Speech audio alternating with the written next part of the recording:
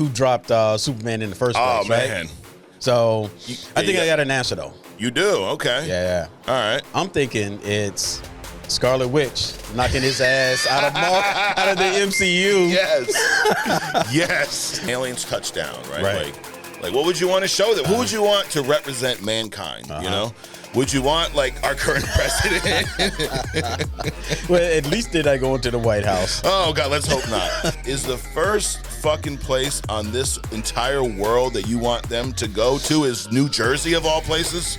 No offense to anyone who lives in New Jersey. No, I'm sure they're not offended. If Superman bombs, well, that could be it for the DCU. They said a lot is riding on Superman. I mean, we're not going to just keep making movies. Basically, like, if this fails, Sony, right, we're not going to just keep making, you know, a piece of shit after another piece of shit after another piece of shit. At some point, you want to stop making the pieces of shit, right? Like, all right. Welcome to Only Comics. I'm Mike. This is Adrian. What's up, man? What's up, dude? Feeling festive today. You didn't expect me to roll in like this, bro. I've literally never seen that in my life, dude.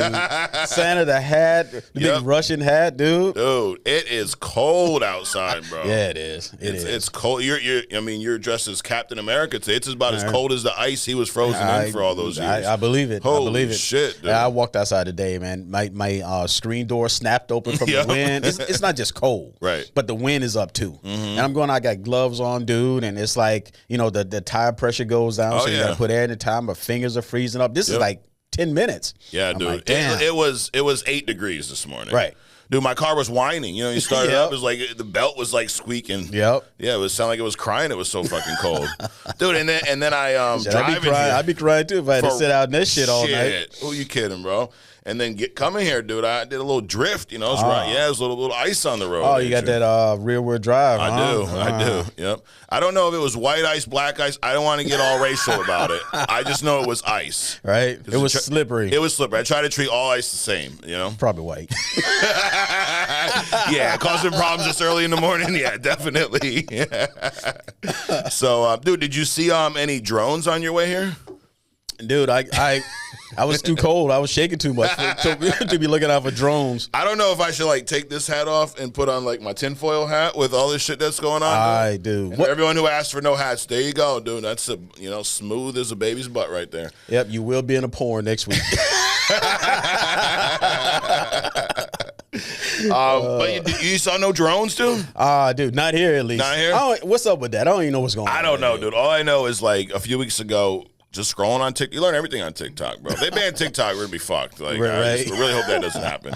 But I'm scrolling through TikTok, dude, and I keep seeing these drone sightings in, like, New Jersey. Right. And now, at first, people were thinking, maybe it's, like, some country we got beef with. You know, right. I'm not the big political guy, but there's a lot of countries that don't like us, so maybe they're spying on us. And then, of course, what everybody goes to is it's aliens, right? Sure. They're coming out of the water. Right. Now, there was something recently, the government actually admitted that some of these UFOs and things have come from the sea. Like, right. Did you see anything about that? USOs or something. Some shit like that. Whatever. But so basically, aliens live in the ocean, according to the government as of a few weeks ago. But dude, drones everywhere. This is crazy, dude. What are they like? Supposed to be like SUV size drones? I read that, but they only come out at night. Oh, yeah. There's like 80 of them. I'm like, so why you only come at night? You only come from the water? I mean, come on, dude. Wait, so you think it's bullshit? I don't think it's bullshit because I don't think these people are just not seeing stuff. Right, it's a lot of videos. So I'm thinking it's more a scare tactic. Okay. Because I mean, if you're going to invade, you just invade. I mean, you don't sit around like taunting people. Correct. I'm thinking it's more like some government. I really don't know. Right. But it's just weird that it's over New Jersey of all places, dude. So you always hear like those hypothetical, right? Like if aliens touch down, right? Like what would you want to show them? What would you want to tell them? Who would you want to represent mankind? Would you want like our current president? Well, at least they're not going to the White House. Oh God, let's hope not. But then also like, let's say they come in peace. They come in peace, right? They're coming to just check us out, dude. Is the first fucking place on this entire world that you want them to go to is New Jersey, of all places? No offense to anyone who lives in New Jersey. I feel bad for you. We live close to New Jersey. Right. It's really painful that we have to drive through that state sometimes to go places. Right. Or sometimes you have to use the Newark airport. Oh, shit. I'd rather walk, honestly. Wow. So no offense to anyone who lives in New Jersey. No, I'm sure they're not offended. But your state fucking sucks, dude. I mean, let's just be honest. But imagine that, like, dude, here's Newark, New Jersey. The epitome of technology, right? And they're buzzing around at night in Jersey. Right. Come on, man. Yeah, seriously, dude. I don't know what's going on, but whatever. That's some crazy shit, dude. I gotta imagine though, like if it was a threat, we would probably just shoot them out of the air. So we're not gonna just let them like come check us out every day. Well, apparently they cannot. I mean, I don't know why the military is saying, well, they're not a threat, but we don't know where they are. Right. Well, how can both statements be true? They make you feel very secure. Right. It's like you if you don't know where they are, how do you know if they're a threat or not? Right. Right. Number one. Number two, why aren't you investigating? I mean, you should have every military aircraft and if it's over water, right? Yeah. And ship out of that in that area, every night. Right. Patrolling, figuring this thing out. But apparently, like, if anything gets near it, the battery dies. Yeah, you see the video, there's some guy trying to shoot at him. No, but of course. Yeah. And then some people try to launch their own drones toward them, and then the drone's battery can't dies. keep up. Yeah. I don't know, dude. It's funny though, they had like the proper lighting for like an aircraft, because I mean you're a pilot, right? So there's certain color lights you're supposed to have. Right. Red and white, and flashing green, whatever. Okay. It's like you're right. They're set up. So if you're gonna have a drone, but you're gonna be FAA approved, flying around, scaring everybody or whatever. Right. I don't know. That's like okay, these are Martians, right, from outer space, but they're gonna come show up and follow our aviation laws. Like, before we invade that planet down there, let's make sure we have the proper lighting. Right. I don't think that's happening. Get New Jersey's approval. Exactly. I don't know. So best advice we're gonna give you: don't try to shoot the drones down. If you see the drone, just go back inside, mind your business. I'm not gonna give you any advice at all. Do whatever you're gonna do, dude. You in Jersey. True. Damn. So, anyways, this is Only Comics, where we discuss comics and only comics. And maybe some alien shit. You actually said this, though, on this podcast in the past. I have. You predicted what? That we would have an invasion someday? I predicted we will have a Independence Day within the next 10 years or so. And you don't mean July 4th? No, I do not mean July 4th. Okay. We have those every year. Exactly. So, do you know what it is? It's like that, that saying, like, life imitates art? Or maybe it's backwards, but we're going to go with that one. Like, the real world's turning into a comic book, Adrian. Right. We got aliens, surrounded New Jersey. Right. We had a guy recently, think he's some type of vigilante, take out a CEO in New York over some health claims. Like, it's starting to really turn into a real-life comic book, dude. I don't know. I don't know what's happening. I think people are getting tired of the status quo. I think they don't know what to do. Correct. I think that they have been fed so much stuff over such a long period of time. They don't really know what's real, what's not. And I don't know. I think, some people starting to step out. Yeah. And whatever that means, step out of their mind, step out of their character, step out of their environment. I'm thinking people getting tired. Yeah. Absolutely. Get tired of being tired, dude. Tired of the nonsense, dude. But but you know what? One thing that will remain consistent, Adrian, is us here at Only Comics. So you came here for fun with Mike and Adrian. We don't want to bring you down with this depressing news. Tis the season. I'm dressed as Santa over here. I figured it was apropos, I guess, for the day. I mean, this is the last episode of Only Comics before Christmas. Correct. So this is really like a Christmas gift from me and Adrian to all of you watching. There you go. So you're welcome in advance. So anyways, this past week there's a lot of news this week. I've been busy, Adrian. Working. You mean besides the drones? Yes, besides the drones and the murders on the street, all nonsense. It's actually important news here. Okay, things that matter. The reason why you showed up in the first place. Exactly. Superman trailer. James Gunn heard us. Yep. We told him a few weeks ago that if you don't drop that motherfucker, but we told him you need to drop this trailer, right? And what did he do this past week? Dropped a nice little teaser trailer. So before I say anything, you saw this the other day. I did. Yeah. What'd you think? I think I got some questions. Okay. Like you said, who dropped Superman in the first place? Oh man. Right? So I think I got an answer though. You do? Okay. Yeah. All right. I'm thinking it's Scarlet Witch knocking his ass out of the MCU. Yes. For when he was in the MCU, right? He was Cavill. Right. She hit his ass so hard he turned into corn sweat and started bleeding. Right. And in that dimension, somehow he picked up a terrier for Crypto. I don't get that one at all. Yeah, so you're not a fan of the dog in this? No, not at all. No, why? Just the dog in general, or because it doesn't look like the Crypto that we're exactly, used to? exactly. Okay. He also looks too happy. I mean, come on, dude. Yeah, and also, he was like, dude, home. And so he drags him across. The Antarctic and stuff. You just pick him up and fly. Well, first of all, why is he running there? Right. I mean, Crypto should be able to fly or something. That's right? true too. He could have just got his cape and just drug his ass, but all no, for the visual, he's dude. like he bobsledded his ass across the Antarctic. So you weren't a fan of that part. No, but I do have some serious questions about Superman being busted, bloody. You know, and it was a cool visual, cool way to open up the trailer. And you know, outside of the math things that you're pointing out, dude, I'll tell you what, it exceeded my expectations. Okay. I am now big on this movie. I can't wait to see it, honestly.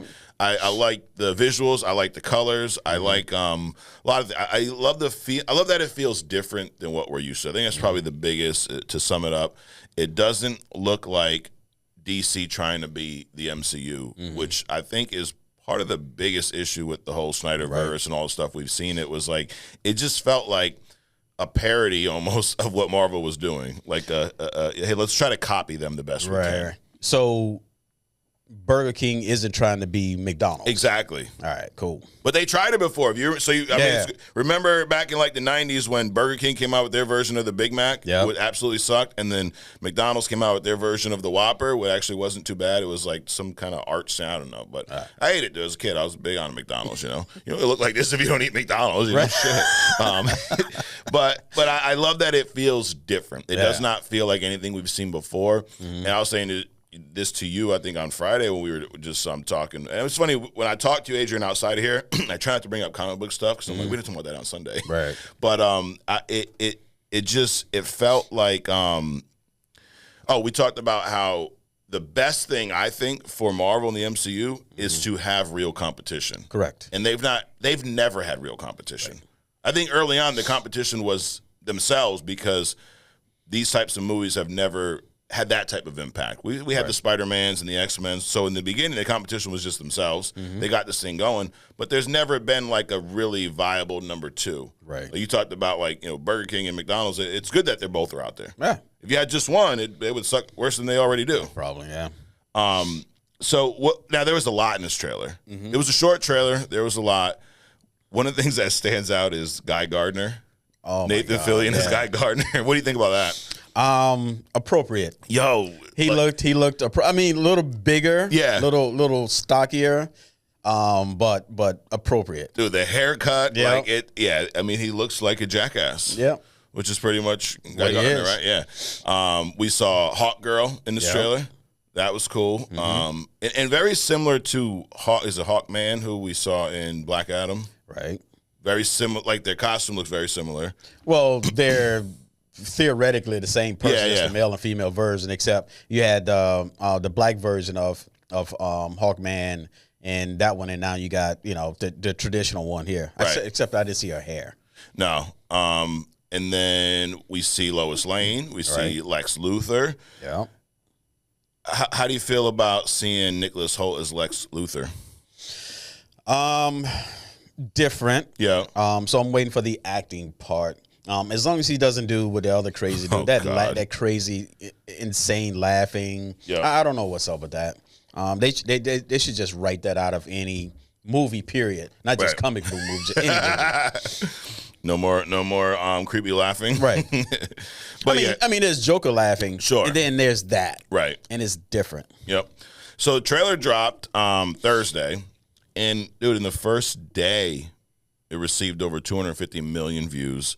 It's the most viewed trailer in DC and WB history. Because people thirsty, man. They are. They thirsty for this a proper Superman. Right.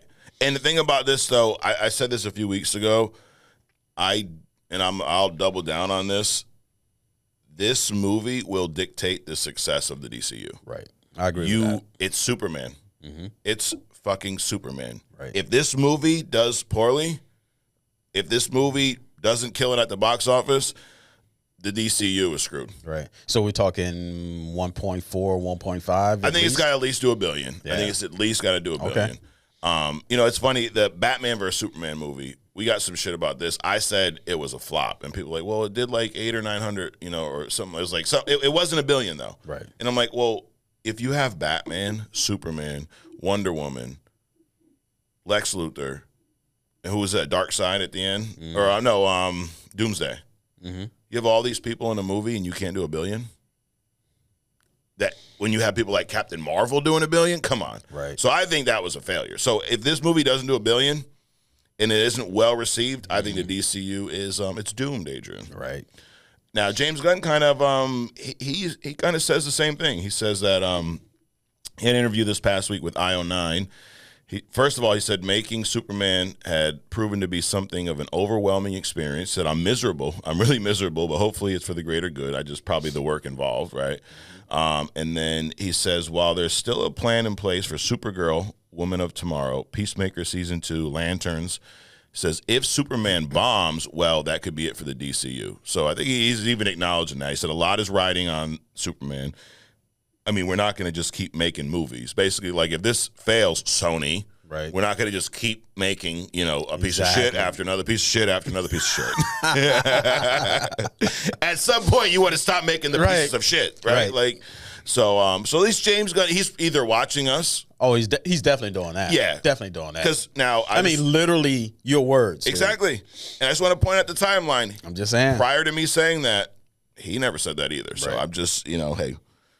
It's like that whole, I've never seen you and Batman in the same place at the same time. So there's a chance, bro. There's a chance. But yeah, I agree since I'm the one who said it first. But this movie, based off this one trailer. Now, trailers can be deceiving. Mm-hmm. How many times have we seen an amazing trailer and then you go to the movie like, what the fuck happened? Where's the movie I saw in the trailer? Yeah.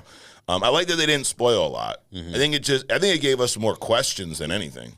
Right? True. Which is good. Yeah. Like you have to see in this, you really have no idea any key elements to the story. Mm-hmm. You just know about some characters, and I don't know about you, but I came out of that with more questions than answers. Right. I don't know, dude. I think I'm becoming like a Rotten Tomato critic or some shit. Because I'm looking at all the math. Like when they explode, in the preview you saw the explosion, right? Yep. So Superman runs up behind his girl, and he covers her, but his legs are open. So you got his legs like this, and the girl's leg is between his. Yeah. So theoretically, that explosion should have took her legs off, right? So, unless he's projecting his aura now around his cape. Yeah. And his cape is protecting her. So, yeah, I think I'm becoming a Rotten Tomato critic. Oh, shit, dude. You can sign up to be one, maybe. No. Apparently, you just have to put a review online, and if they find yours, they'll include it. So it's not a lot of rules there either. They're very similar to us. But yeah, so Superman. Now, this movie, when it first dropped, or when we first learned about this movie, it was called Superman Legacy. So they dropped Legacy from the title. Now it's just Superman. I thought Superman Legacy was always kind of an odd title. And what James Gunn said, this is the reason I bring this up. It more not so much to talk about the Superman Legacy name, but just to show that I think James Gunn has the right idea here. So this is what he said about that. He said, we go into a room with me and all the department heads and we say, let's say this movie is a colossal fuck up. We find out 2 years from now when this movie comes out, it goes terribly wrong. What are we doing right now that we're not talking about, that we're doing this Maze movie? It basically says I give a chance for all parties involved to speak their mind, whether it's on the script, the casting. So all this shit. So basically making an effort to avoid some of the things that Sony has dealt with, or other shitty movies, right? Like it comes out like, oh, why'd they, shit like that. Why will you? Hey, let's look at it now. And he's like, everyone has a say in this. The guy working on the script, the guy fucking walking by the office. What is there anything wrong? Right. Say it now. Right. This is like a free, a safe space. Right. I think this is great. So, absolutely. And in the recent one, what he said was the name. People are like, Legacy doesn't make sense because Legacy gives a feeling of like looking back, right? And this is what his exact words were. This is about looking forward so it doesn't make sense. Right. So, I mean, getting off on the right foot, Adrian. Okay. Now, the only thing they're missing, you know what they're missing from this little committee here? Yeah. Us. Exactly. Because you wouldn't need as many people if it was just us there, right? Nope. I mean, he's already, taking shit from us anyway. So absolutely. Absolutely. So, but anyways, but I'm liking where they're going with this, dude. Now, I guess it's now Marvel's time to answer, though, because this movie is scheduled to come out July 11th, and a few weeks after that, Fantastic Four First Steps is going to drop. So I'm going to have to keep the same energy with Marvel. Oh, absolutely. Where's the fucking trailer, Kevin? Right. Like, DC kind of dropped a little bomb on them this week, dude. I think it was Marvel's time to answer. I mean, I don't think it's that drastic because, I mean, really. I'm hyping it? Yeah. Well, the last thing that, DC came out with before that was a logo reveal. So, I mean, I think Marvel's okay. Okay. All right. Man, I just want to put some pressure on them, dude. Drop trailer. But, dude, I mean, this is going to be a big, as long as nothing gets pushed back, because they're literally weeks within each other. It's going to be a big moment for comic cinema. It's to be DC versus Marvel, like, legit. Yeah. I mean, if any DC property can go up against Fantastic Four, Superman is definitely it. I mean, from a popularity standpoint. A Fantastic Four going up against a Superman is not a true thing. Okay. It should be a Superman versus, like, I don't know. Iron Man. Iron Man Cap, or Spider-Man. Or something like that. The Fantastic Four, a lot of people don't know who they are and how they function in the Marvel Universe, primarily because of the shitty movies that they've done. So they've been like third tier, or Hulk even. Right. Superman are like if a Hulk drops out and a Superman drops out, okay, that's rivalry. Right. So instead of you having Burger King going up against McDonald's, you got like a McDonald's going up against a Dairy Queen or some shit like that. So you can't do that, but Marvel does need to respond. Yeah. And it's almost like DC. I don't say it's unfair. They have the advantage here because of the properties, right? Sure. Superman's up here, Fantastic Four here, right? So, but Marvel, let's go. It's time to respond. You just got snapped on the chin a little bit. I know you've had the lead for so long, and so you were, but they're coming up behind you, dude. You know what? That's okay. Everybody's not going to step on the same rung on the ladder at the same time. Correct. There's always going to be this and this and this and this, and that's the way it should be. Yes, but in other words, drop the fucking trailer, please. But dude, next year, 2025, 26, there's going to be a lot of comic movies. So DC, this is what's on their slate, and to what James Gunn said, this all could change, but as of right now, Superman drops July 11th of next year. The year after this, on June 26th of 26, Supergirl, Woman of Tomorrow movie drops. Clayface is coming September 11th of 26, and then that dynamic duo animated movie we talked about with Jason Todd and Dick Grayson is like Orphan Kids, June 30th of 28. So that's all stuff's been confirmed so far. But again, to my point, to James Gunn's point, a lot riding on a Superman movie. Let's see if they deliver, Adrian. I think so. Mark this day because I'm about to say something profound. Oh, snap. Right? And you're going to hear this coming out. It's like the Republicans. They put out a phrase, and then every Republican pick it up. So, You ready? All right. All right. So, moving forward, as my voice continues to change, moving forward, these are no longer comic book movies. These are movies based on comic book characters. There you go. So let's get rid of the comic because there's so many of them now. Right. And they're doing such a kick-ass job, right? Let's just get rid of the comic book movie label. Yeah. They're movies. I mean, you could even go as far as say they're movies based off of fictitious characters, which is pretty much what every movie is, unless it's a documentary, right? Right. And even those are pretty much fiction too, for the most part. Dude, James Gunn's in a lot of the news this week, dude. All right. DC, I mean, bro, they might be making a little comeback, dude. They're not. They're not. So, in Marvel, in the Infinity Saga, Thanos played the role as the kids say, the big baddie, Adrian. meaning he was the main villain kind of behind the scenes. The overarching story was based on him, and we saw everything kind of wrap up in Endgame, right? Right. So we have no idea who the big baddie of the DCU is going to be, but there's a rumor, and something we're going to talk about in a little bit, Creature Commandos. We saw the first 4 episodes so far. Right. So there was a flashback scene in there that featured Gorilla Grodd. You saw this?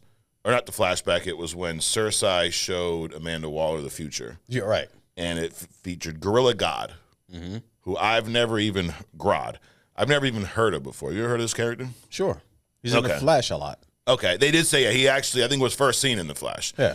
So even though I knew nothing about him, the beauty about the interwebs, Adrian, I looked him up like this, and now I'm, educated on him. But that also shows you, like, when you were born. Yeah. Because, like the, what was it, the Super Friends? Yep.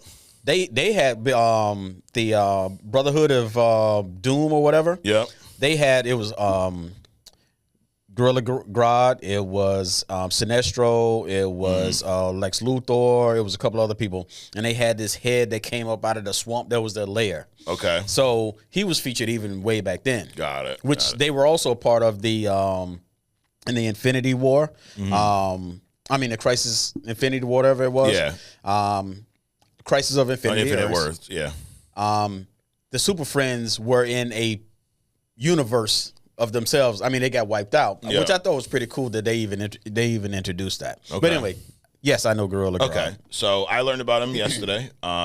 Here's what I learned, though. He's an actual gorilla. He has a human-like kind of sentience, right? Telepathic abilities. Right. Genius level intellect, because why the fuck not? Everyone's genius. There's a lot of geniuses in the comic. Holy shit. But if everyone's a genius, then doesn't that like kind of reset? Like that's now the median, right? But I'm not no mathematician here. But genius level intellect, and it says by comic book shenanigans, when an alien spaceship crashes into a jungle, that's how he got his powers or something. He's mainly been a villain of Flash, but he frequently uses mind control, technology to enhance his telepathic abilities, and often a threat to the Justice League and the entire world. He's worked with Lex Luthor, Brainiac, Maxwell Lord, Joker, Vandal Savage, and a bunch of other villains to try to take down the Justice League. Right. Sounds like big baddie material, right? Sure. Now, where James Gunn is leaning into more of the cosmic fantasy elements of the DC, universe, I think it fits, dude. I mean, and because of the scene we saw, which we'll get into later, Creature Commandos. So this is just a rumor. How do you feel? Is this a rumor, Adrian? You hope comes true, or do you think there's a better option for the big baddie of the DCU? Big baddie of the DCU. I think there's plenty of them. Yeah. With the DCU, if you notice the whole DCU universe, the DC universe is based off of like a lot of mythology. Greek mythology and all that kind of stuff. If you think about, Wonder Woman and, her father, she's immortal. Her whole island is basically goddesses, right? Things like that. And Marvel is more based off of Earth events. So that's why we have the real California, we have real Big Apple, New York, the Hell's Kitchen, all this other kind of stuff. So I think there's plenty of people. I mean, you can have Ares, the god of war, before Wonder Woman takes his shit. Yeah. There's all kind of demons associated with that.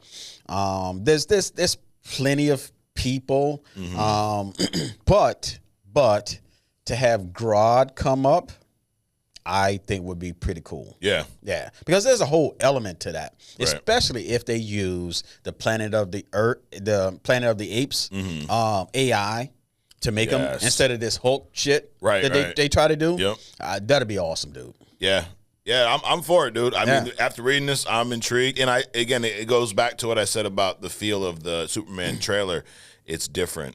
It's different than shit we've seen.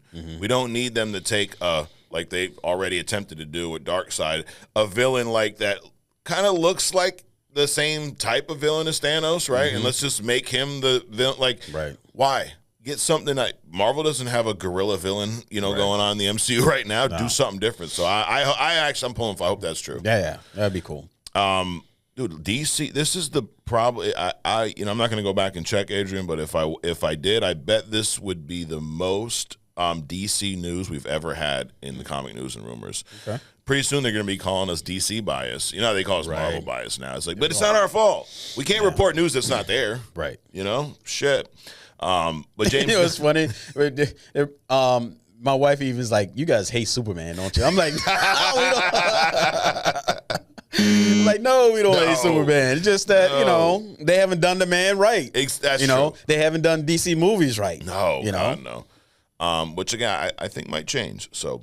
Another DC movie that has been confirmed just this past week was the Clayface movie. Mm-hmm. So James Gunn he's in this was a James Gunn show. Right. He should have just showed up, you know, shit. Right, something. But he explains why we're getting a Clayface movie so soon. It's probably a question a lot of people had, right? We haven't had a Batman movie yet. Well, I couldn't imagine why people ask why we get James, why haven't we gotten a Clayface movie, dude? Yeah.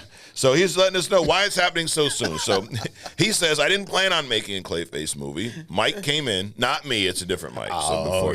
He pitched this wonderful idea. Actually, it was me. I was like, damn, I can't believe you got me to want to make a Clayface movie. So he basically gave him a shot. He said he wrote the first script.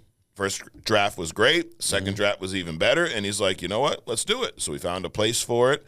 And this is what he said. If there's quality stuff, we can find a way to work it in. So he's also not full of shit like a lot of these movie producers where they, you know, like George Lucas. I've had this whole plan the whole time. No, you didn't. You changed it as you went. That's okay. Right. And that's what he kind of like leans into. Like, dude, I don't have it all planned out yet. Right. I know where I want to go. But if I want to go here and then Adrian comes in and pitches this amazing story about these characters, well, shit, we might find a way to make it happen. Which I think is good for the viewer. Dude, I wonder how much the Penguin is going to play into movies being done moving forward. Yeah. I mean, it's got to be. I mean, that show is epic. Yeah. And so, you know, the way they portrayed the Penguin, he's not a anti-hero, right? Which is what they try to make a lot of these villains and stuff. Yep. And so I'm just curious we'll probably never know. No. But you'll probably see it in some of these movies coming in the future. Well, I think we've seen it a lot just in what they haven't said. Like the Batman 2 has been delayed a little bit. Mm-hmm.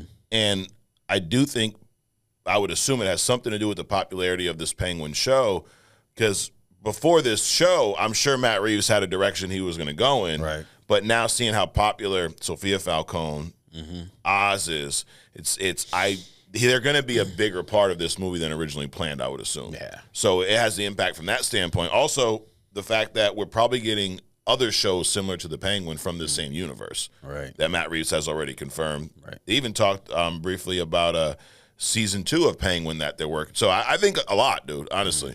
So again, my question is going to be, if they have Penguin, this third tier character being this popular, right, in the Batman series, what will they have to do for the next Joker? Correct. To make him because Joker is here, right, and Penguin is somewhere down here, right? Oh yeah. So now Penguin is like, so they gotta like erase every previous version of the Joker, right? There was, yeah, yep. So speaking of the Clayface movie, it is confirmed for September 11th of 26, so a couple years out. And it sounds like what we know so far is it is going to be more of a horror film. Cool. It also is going to be in the DCU, so not the Batman, the Matt Reeves. And they did confirm that Clayface shows up in Creature Commandos at some point. Okay. And that show takes place in the DCU. So we're going to be introduced to Clayface there, and then in a couple of years we'll have a movie about that same character. So it's all going to kind of tie together. What happened to Swamp Thing? I don't know. That's a good question. I think that was kind of like, you know, what people were saying, like, how are we getting Clayface before Swamp Thing and before Booster Gold and some of these other characters that have been confirmed? Well, we never need Booster Gold. There's a rumor it's coming, dude. It's coming. Moving on. Hey, guess who's up next? More James Gunn. More James Gunn. Yep. Now, here's one. So far, he's been pretty inoffensive today, right? He's been pretty decent, the news around James Gunn. This one, if this is true, this one, so James Gunn rumored to want Battinson as the DCUs Batman, but Matt Reeves is resistant to the idea. So We've obviously not seen anything from the DCU outside of Creature Commandos and the Superman trailer. We've seen the Batman. We've seen the Penguin show. Do you think that, let's say that was really James Gunn's desire and he made it happen, would this Battinson character fit in that DCU?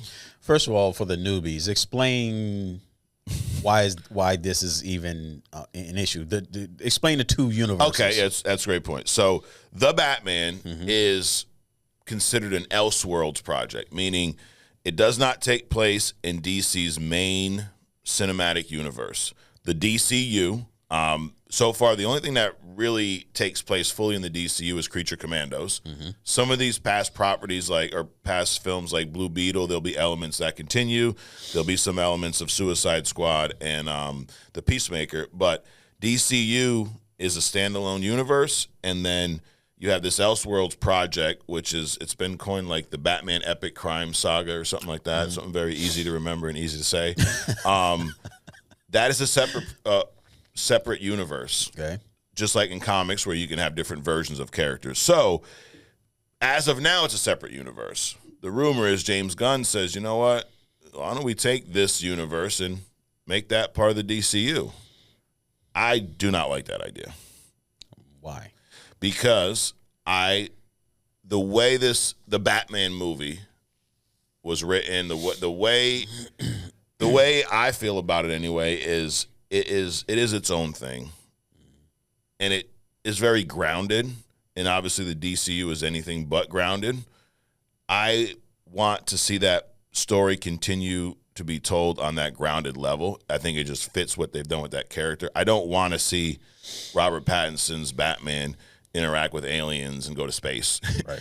I like to see him fighting low-level thugs and drug dealers, and it reminds me of the Daredevil show.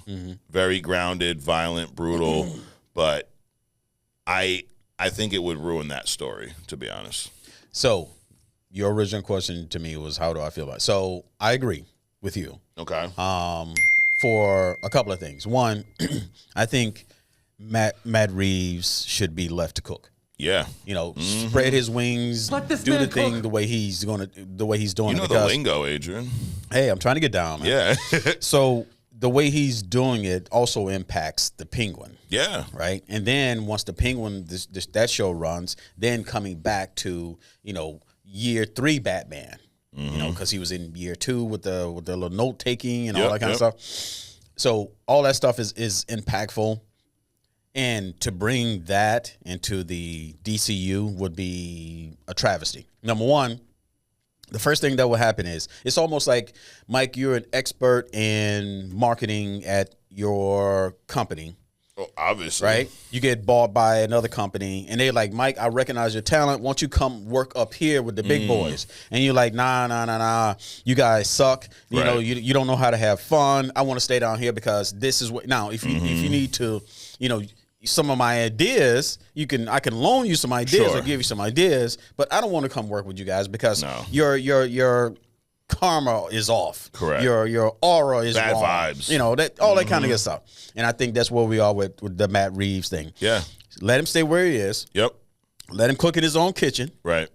He'll make some glorious pastries, and then you go off and do your own thing. You know, because as soon as he comes over to Gunn, Gunn's going to change everything.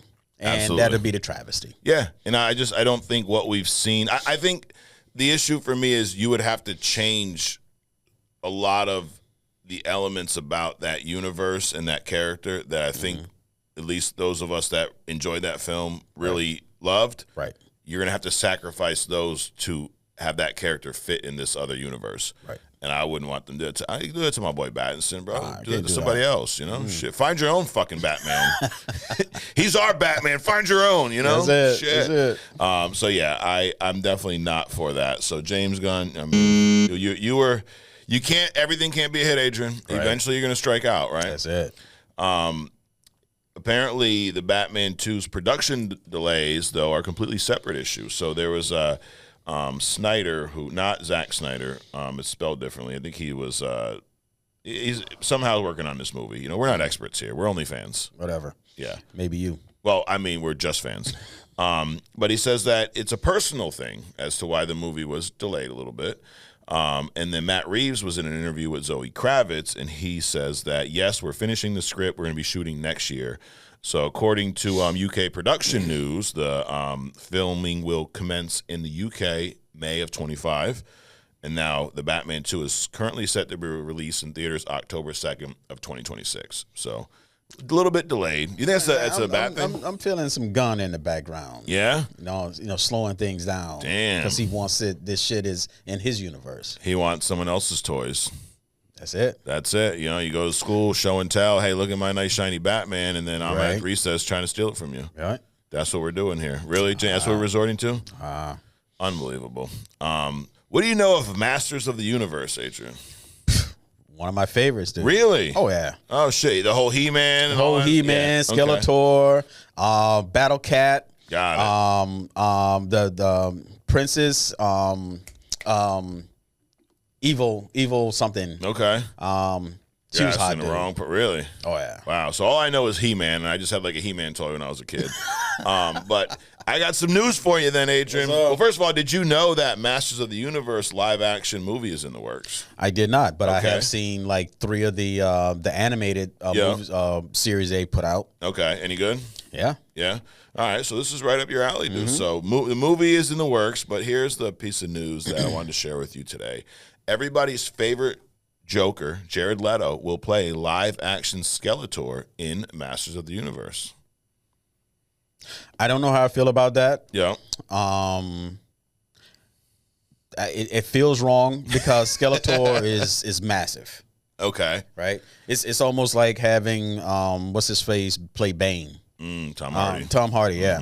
Skeletor.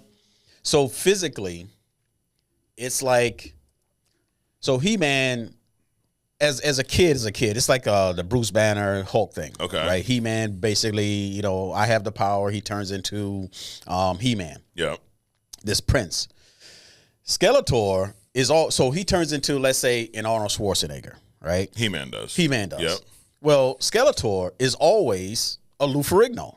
Okay. He doesn't turn into anything. He's always jacked. He's always jacked. Okay. So for Jay Leto,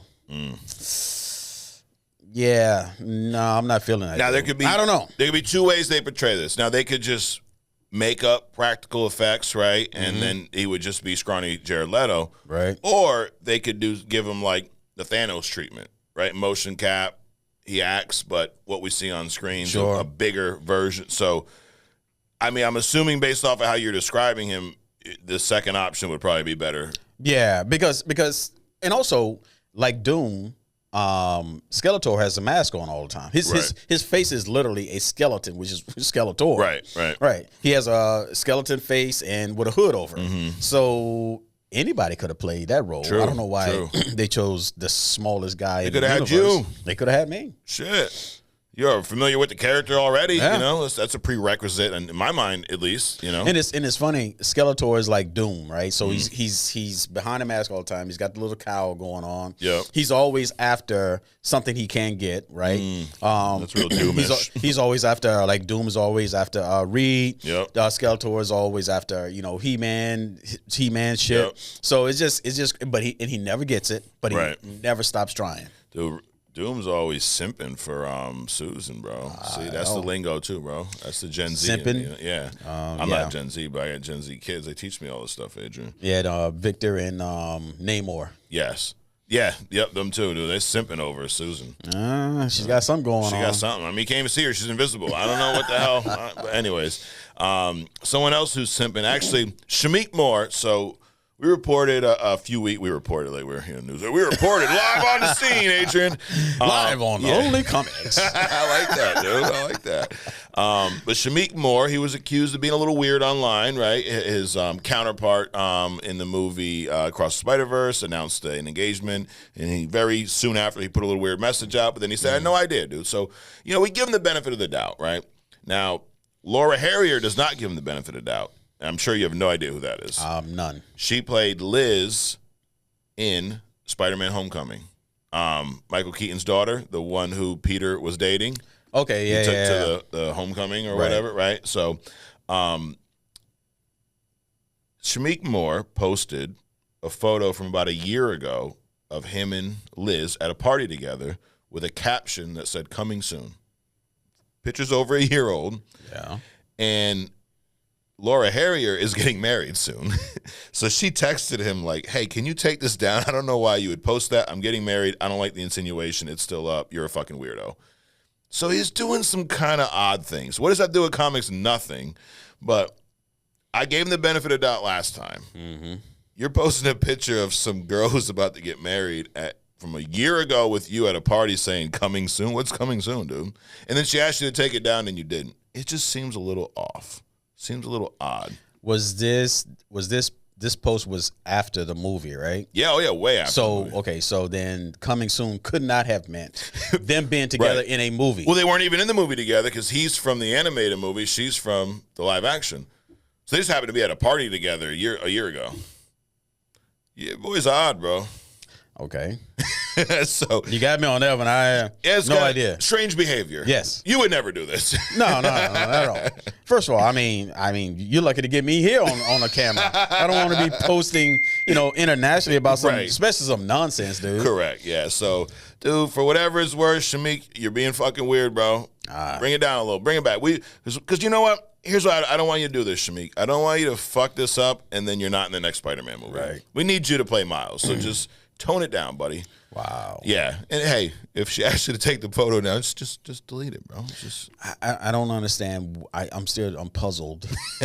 Why would you even post that? Exactly. I mean, you don't have a relationship with this person at all. You probably don't even see her. Right. outside of the set. Yep. Or whatever. Or actually, you never seen her. No, you saw her at some Hollywood party or something. So hopefully it wasn't a Diddy party, bro. Just wow. Anyways, moving on, Adrian. Daredevil Born Again. So we got Marvel's in the news. Mm-hmm. See, we had to get that, Shameik Moore got Marvel in the news for the wrong reasons. But Daredevil Born Again. This show drops in March. Season 2 has been confirmed already. Season 3 is already rumored to be in the works, along with some plans of Daredevil making some big screen appearances. Okay. Yeah, so a lot of stuff shaping up really good for the what's he called, the Man Without Fear, as they call him. Right. You're a Daredevil fan? Absolutely. Yeah. Were you before the show? Like, were you a fan of him in the comics? Oh, absolutely. Yeah. To me, he was the Marvel version of Batman. Yes. And dude, when I told you I was starting to rewatch the Netflix show, I got through the first season, and my wife saw it for the first time. She absolutely loved it. And the more I watching that again, I'm like, this could have been a Batman show. Yeah. Like, and that kind of goes back to why I would not want to see Battinson in the DCU. Sure. Because watching what Netflix did with Daredevil, I'm like, you could do this. You could tell that same exact story with Batman. Right. The only difference is Batman's rich, and he can see. And there's a few more differences. There's a few more, but I mean, from his mentality, from the whole "I'm not going to kill, this is my city," making the worst of the worst criminals pay. Like, he's not, trying to catch the guy stealing a hot dog from a cart. He's, beating the shit out of pedophiles and rapists, and so it's almost like you're cheering for someone. At least I am. But season 3 already in the works, dude, and we haven't even seen season 1. So this is season 2 of the reboot, not of the Netflix thing. This is season 3 of the reboot. So season 1's done. That's going to be released in February or March. Season 2 has already been confirmed and written, and season 3 is also rumored to be in the works. But what I'm saying is this is separate from what already exists on Netflix. Absolutely. So, but they're starting over the seasons, which is kind of confusing, which is why I'm trying to clarify to the people that aren't watching. Oh, yeah. There's already, 1, 2... I think there's 3 of the original. 3 seasons. Yep. So there's 3 seasons of the original. Yep. They're going to do this reboot. Yep. Season 1 is going to drop in March. Season 2 already been confirmed. Is already confirmed, and they're already working on season 3 Rumored. of the reboot. Yep. Got it. So there'll be 6 total if this is accurate. And so there's been a lot of ideas discussed for Daredevil post Secret Wars, is what the rumor says. Not only for a 3rd season, but also his future inclusion in films, which I think it's about time. They should also not only, live action, but also some cameos. Like I said, he's one of those characters, just like the nurse can pop around, Claire, has popped around. She's Claire. She's been in Daredevil. Yep. She's been in Iron Fist. She's been in Luke Cage. She's been in the other one with the girl. Jessica Jones. Yep. So she can pop around and all that kind of stuff. He can pop around in pretty much anything, right? The only difference one of the main differences between him and Batman is that you don't need his permission to go into Hell's Kitchen. True. Yeah, he doesn't have that same aura as Batman. Not quite. No. It's the marketing. Yeah. Bruce got money to advertise. That's what it is. But I think it's about time. So far, we've seen him, to your point of him popping up, we've seen him in She-Hulk. Yep. He smashed her. He smashed. He smashed. Not a Hulk smash either. And he also showed up in Spider-Man No Way Home as Peter Parker's attorney when the whole world's like suing Spider-Man. But that's all we've seen so far. Watching these shows, these Netflix shows, I think my biggest issue with them is nothing to do with the shows. It's just the fact that we've not seen any interaction with these characters and the mainline MCU characters. I think that's a disservice because they've done such a great job with those characters that now we're going to get to see it some years later. But what the rumor also said is this would happen post Secret Wars because the story that they're going to tell us in Daredevil Born Again, the rumor says that it wouldn't make sense for him to leave that point and jump into a multiversal war and then go back to what he's dealing with in this show because it's very grounded. It's based off of sounds like Fisk becoming the mayor and how that all plays out. So I like hearing this and I think it's long overdue to see Daredevil interact with Spider-Man and Cap, even if it's Captain Falcon. So how do you feel about him jumping into live action? Or into movies. I think it's cool. Yeah. So the reason they're doing a reboot instead of just extending is because they're going to cross them over. Yeah. Okay. Yeah, that makes sense. Yep. That makes sense. However, they need to maintain the Matt Reeves kind of vision. Yep. Keep it, like you said, keep it grounded. Let everybody come to Hell Kitchen that he can fight instead of him going to all these other places. Well, it's funny you say that. I think you're going to like what Charlie Cox said. So he said that he was talking about keeping the series in line with the Netflix Daredevil, to your point, grounded. He told Entertainment Weekly, the thing that we kept talking about was the show has had the success that it's had and has appealed to a very specific demographic because it's one of the few superhero shows that is so dark and sinister at times. He says Vincent, so Vinny D, who plays Fisk, Vincent and I both felt like if you lose that, you are at risk of losing the identity of our show. I agree with that. So we really push for the show to remain geared towards an older audience and not dumbed down to capture a wider net of people. I think in some ways it's even darker than a lot of the stuff we've done in the past. So sure. He's listening, dude. Yeah. So you have influence over him too. Hey, that's how it works. Dude, that's crazy. Solo Hulk movie rumored to be in the works and will feature Gray Hulk. What do you know about Gray Hulk? He's the dumbest of the Hulks. Is he really? So my remembrance of him, he's like the dumbest of the Hulks. Okay. And he was drawn like he would be like the what is it? Superman's the one that Bizarro. Oh, okay. He would be like the Bizarro Hulk. Got it. That kind of thing. So I've seen him. I've not read anything with Gray Hulk in it. This is what this is a little something I pulled from the interwebs, Adrian. Joe Fixit was an alias Gray Hulk adopted when he was working as a problem-solving mobster for the Mafia in Las Vegas. When the sun rose, Fixit was unable to stop himself from transforming back into Bruce Banner, who was ashamed of this version of the Hulk's darker personality. So he's working for the mob in Vegas as a Hulk. So Mark Ruffalo, your boy, he's talking. He said that he was talking about a conversation he had with Kevin Feige. He said, Kevin said, what would you like to do? Kevin says, what would you like to do if you had a standalone Hulk movie? And Mark says, well, I'd like to take him from this raging maniac to kind of this integrated character. And then he says, we'll do that over the course of 4 movies. We'll never give you a standalone Hulk. Don't mean to burst your bubble. It's not going to happen, but we'll do it over 4 movies. How's that sound? He says, when asked if this was still true, the actor says, as far as I know, I can talk more about it, but I've not been told to, pretty much. So it sounds like there's something in the works here. I would love a solo Hulk movie. I don't care if it's gray Hulk, fucking green Hulk, pink Hulk, I just want to move away from smart Hulk. Right. I understand we're stuck with Mark Ruffalo right now. You're probably more down on him than I am from the Hulk, but yeah, his response to what would you do if you had a single Hulk movie was to let somebody else play it. Right. That should have been his response. But if we're gonna get a Hulk movie, I think that's cool. Hulk's a character that has not been explored enough. The Hulk character is a phenomenal character. Yeah. Extremely powerful. I just hate when I got a hidden gem that's not so hidden coming up. And one of the things that they talk about is when people start talking about strength, they'll use a phrase like, he has the strength of Spider-Man and the Hulk. So they shouldn't even be in the same sentence together, right? Spider-Man is like 10 tons kind of deal. Yeah. The Hulk is 100 sleeping and gets stronger later. Right. So they've seriously nerfed him over the years. The one in the Avengers where he's going around like taking out all these aliens, that was superb. Just his rage. And in the other one when what's his face was playing him. Edward Norton. Yeah. Supreme. Yep. And that's the Hulk we need to, just like we finally got to see Wolverine, right? Right. We need to finally see Hulk do Hulk shit. Absolutely.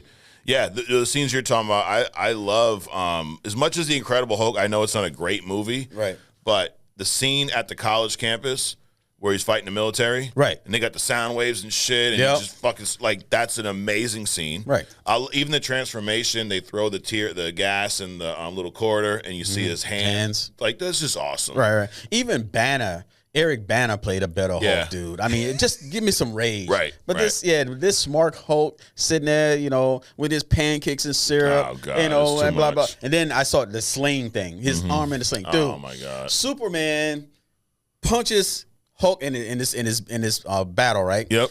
Punches his hands in the Hulk's chest, and Hulk pulls it out, right? His hands out, and his shit grows right back. Come on, dude. Dude, he has a healing ability. He's in there crushing his heart. Correct. And he's in space. Superman pushes him up in space, right?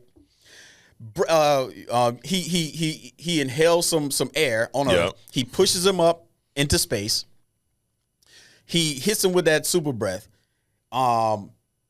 Super freezes his arms, snaps him off. Yeah. Pushes him out in space. Next thing you see is this green atomic shockwave. He grew his arms back, dude. Right. But Mark Ruffalo is walking around with a sling on. Yeah, he got Come boo-boo. on, man. He got boo-boo, Adrian. Go away, dude.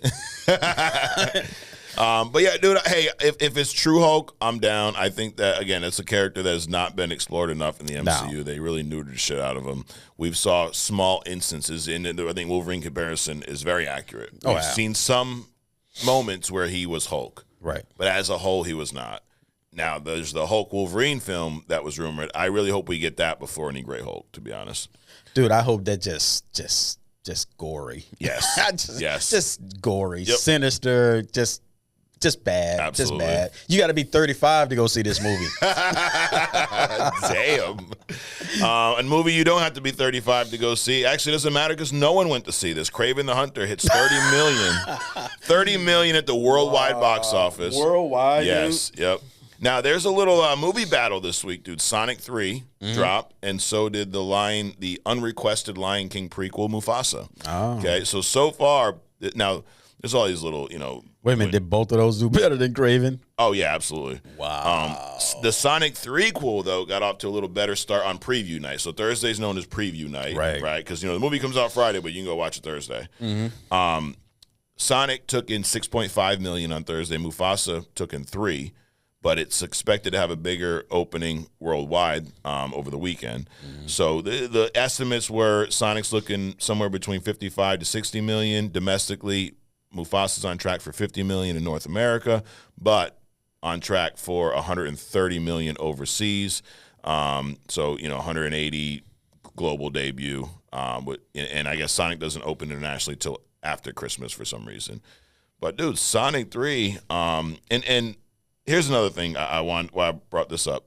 David A. Gross, he's a consultant for Franchise Entertainment Research. He says, as the superhero genre has declined over the last 5 years, Morbius, Madweb, and Kraven have led the race to the bottom. And then he talks about Kraven's budget being downside. But here's my issue with what he says. Yeah, superhero genre has declined. No, it has not. No, it has not. Those movies, the first part of his statement is absolutely incorrect. Right. The second part of his statement, absolutely correct. Yep. Morbius, Venom, they have drugged that down. They definitely have done that. But Marvel's prove it's not that the genre has declined. It's that, like, this whole, people are getting tired. They're not tired. You're just putting out shitty movies. Exactly. I don't care what genre it is. You put out a bad movie, no one's going to go see it. Exactly. It's like, people talk about the NBA ratings right now. They're so down, nobody cares because it's just not a good product to watch. Right. So I do not agree that the genre, because Deadpool and Wolverine did 1.3, almost 1.4 billion. Right. And that was a few months ago. Guardians of the Galaxy 3 was over $1 billion. Right. And that was like a year ago. And this is all during this decline.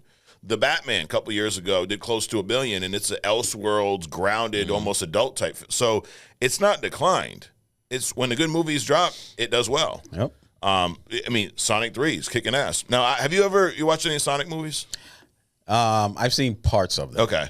You're about the same boat I'm in. I've seen most of the first one, a little bit of the second one. I hear they're pretty good, and the third one's supposedly better than the first two. So I think I'm going to have to do a little deep dive into Sonic, dude. And I will not. You will not. I'll do it for us, Adrian. There you go. That's how I am, But hold on, before you move on. Yeah. Mufasa, right? The guy who's voicing Mufasa, I think he just got cast as the next Green Lantern. Oh, that's right. He's the guy from England. He was in Old. Okay. That M. Night Shyamalan. Yeah, I don't know how to say it either, dude. But anyway, the movie that he made about the old people, right? He was in that. He was the young kid. Okay. So and it's cool because and then there's this black hate about he's not black. I'm like, come on, dude, he's not black enough. Yeah. So anyway. He's the voice of Mufasa in the movie that's coming out now. He is the guy that's been cast as the Jon Stewart on Green Lantern. All right, and I saw Old. That was a decent movie. Yeah, I've never seen anything else from this guy, but I found that. M. Night Shyamalan's movie has gotten kind of like declined since the one with Mel Gibson about the aliens or whatever. Yep. And then I think his greatest one was the one where all these people, they had all these tragic things and the guy was rich, so he moved them into this compound and deep in the forest or whatever. Okay. And made it seem like it was like the 1800s.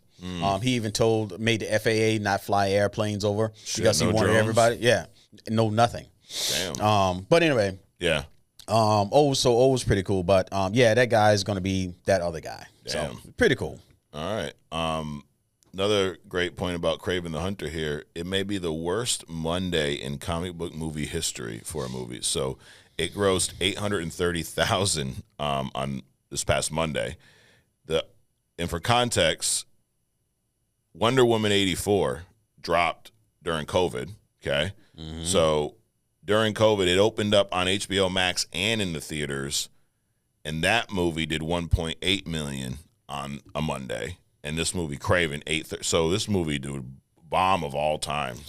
Man, I don't know about you, but I'm feeling like attacked. Yeah, they dropping it on Monday. Right. Only Comics drops on Monday. I think they're trying to do like a T'Challa to us, man. Maybe they take us out. I think we had more views on Monday than Kraven.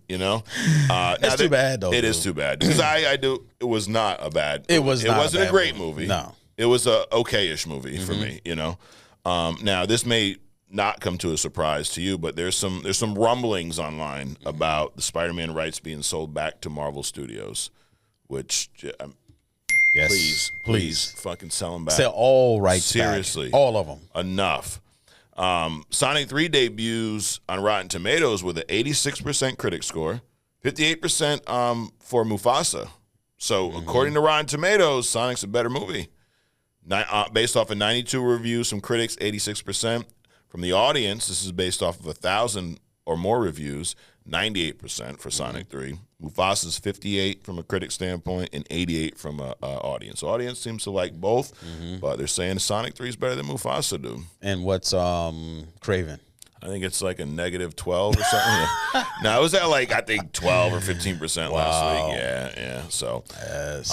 More Marvel news. Michael B. Jordan rumored to return as Erik Killmonger in either Doomsday or Secret Wars. So, I mean, we've talked about how Secret Wars, anyone can show up. Anybody from any universe, from any time, yes. and any variant. But he's one, like, I mean, obviously I'm down with anybody. To your point, at this point, who really, it's Secret Wars, right? But this is one I hope we see. Ooh, you know what I'm thinking, though?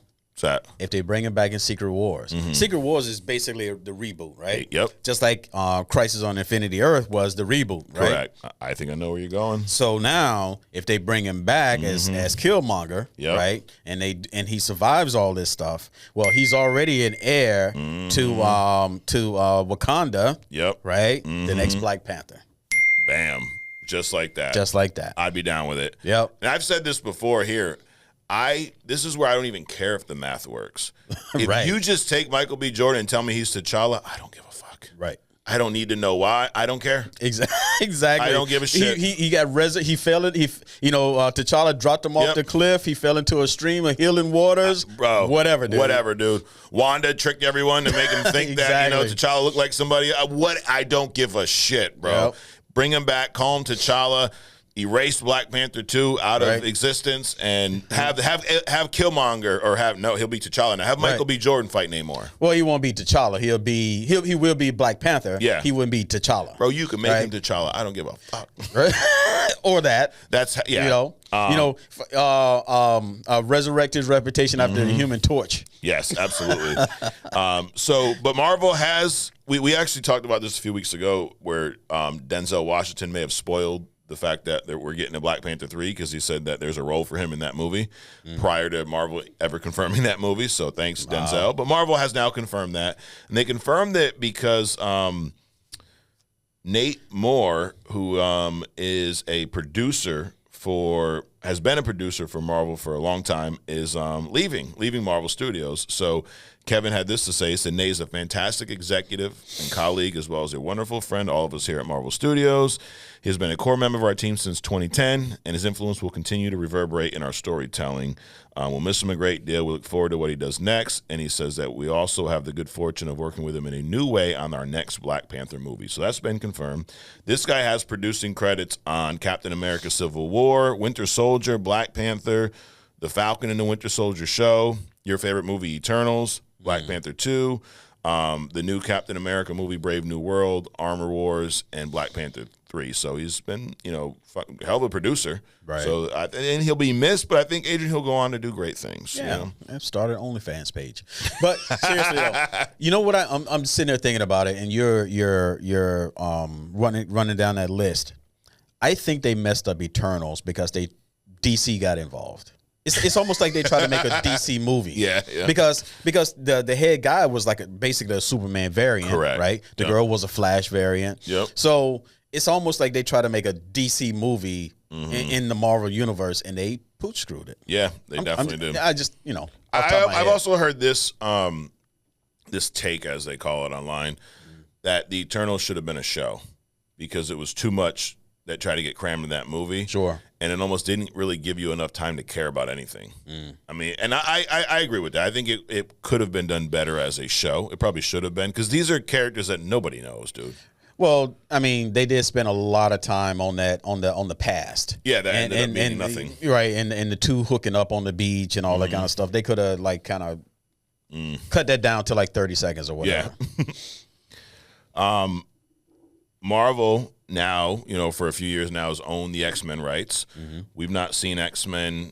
We've seen little doses, right? We saw Beast and Captain Marvel. Seen a pretty good Magneto. Yep. What's her face? The purple girl. Oh, Psylocke. No, Mystique. Mystique. Yep. But we've not seen. They've not really done much with the Marvel or with the X-Men characters since they acquired them. Right. Deadpool Wolverine is probably the biggest, right? So, but the mutants are going to play a big part in the next phase after Secret Wars. Sadie Sink, you're a Stranger Things guy? I saw the first season. Okay, so you've not seen the last season. Sadie Sink plays Max in Stranger Things. She's the redhead girl, Billy's little sister. She's rumored to be the front runner in Marvel's hunt for their Jean Grey actress, Adrian. I think she could pull it off, dude. I haven't seen her. You haven't seen her. Wow. So, and here's why I say that. There's in the last season, she gets possessed by some entity, right? And seeing just the way it was shot with her. And this is Stranger Things? It's Stranger Things, yeah. Seeing the way this was shot and just her acting and she's like floating up. It looked very Phoenix-esque, to be honest. And she has the red hair. She's got the look. You know what I'm talking about from a look standpoint. She's obviously older now. She's in her 20s. I also read a rumor that Marvel is casting the X-Men to be actors in their lower 20s, which it makes perfect sense because the X-Men are supposed to be like teenagers, you know. Not teenagers, but kids, younger kids. Early 20s, something like that, except for Logan. Right. Yeah, he's like 800 years old. Right. But so I give this, you know, it's not that they're asking, but I think they're asking. I give this my blessing. Okay, so she's doing for you with Phoenix what so when I saw Taylor Swift on the magazine cover in the green dress, I'm just saying, I do think she'll be a better Dazzler. Yes. But she did look fetching in the green she looked poisonous is what you're saying, is what you're getting at. Or that. Last piece of news, you mentioned it's like you read my mind, dude. What's that? You have telepathic abilities too. I have really pathetic. Really? Ooh. Jesse Eisenberg, he played the amazing portrayal of Lex Luthor many moons ago. Right. He's embarrassed to admit that Batman vs. Superman hurt his career. So he's in fucking denial. This is what he goes. He goes, I was in this Batman movie, and the Batman movie was so poorly received, and I was so poorly received. I never said this before. It's kind of embarrassing to admit, but I genuinely think it actually hurt my career in a real way because I was poorly received in something so public. I've been poorly received in things that just don't see the light of day, and for the most part, no one knows, but this was so public. I don't read notices or reviews or movie press or anything, so I was unaware of how poorly it was received. It was very poorly received. Well, I think he gets it now because he's used poorly received like 1,000 times in that part. He's embarrassed to admit that it hurt his career but I mean, and I don't know.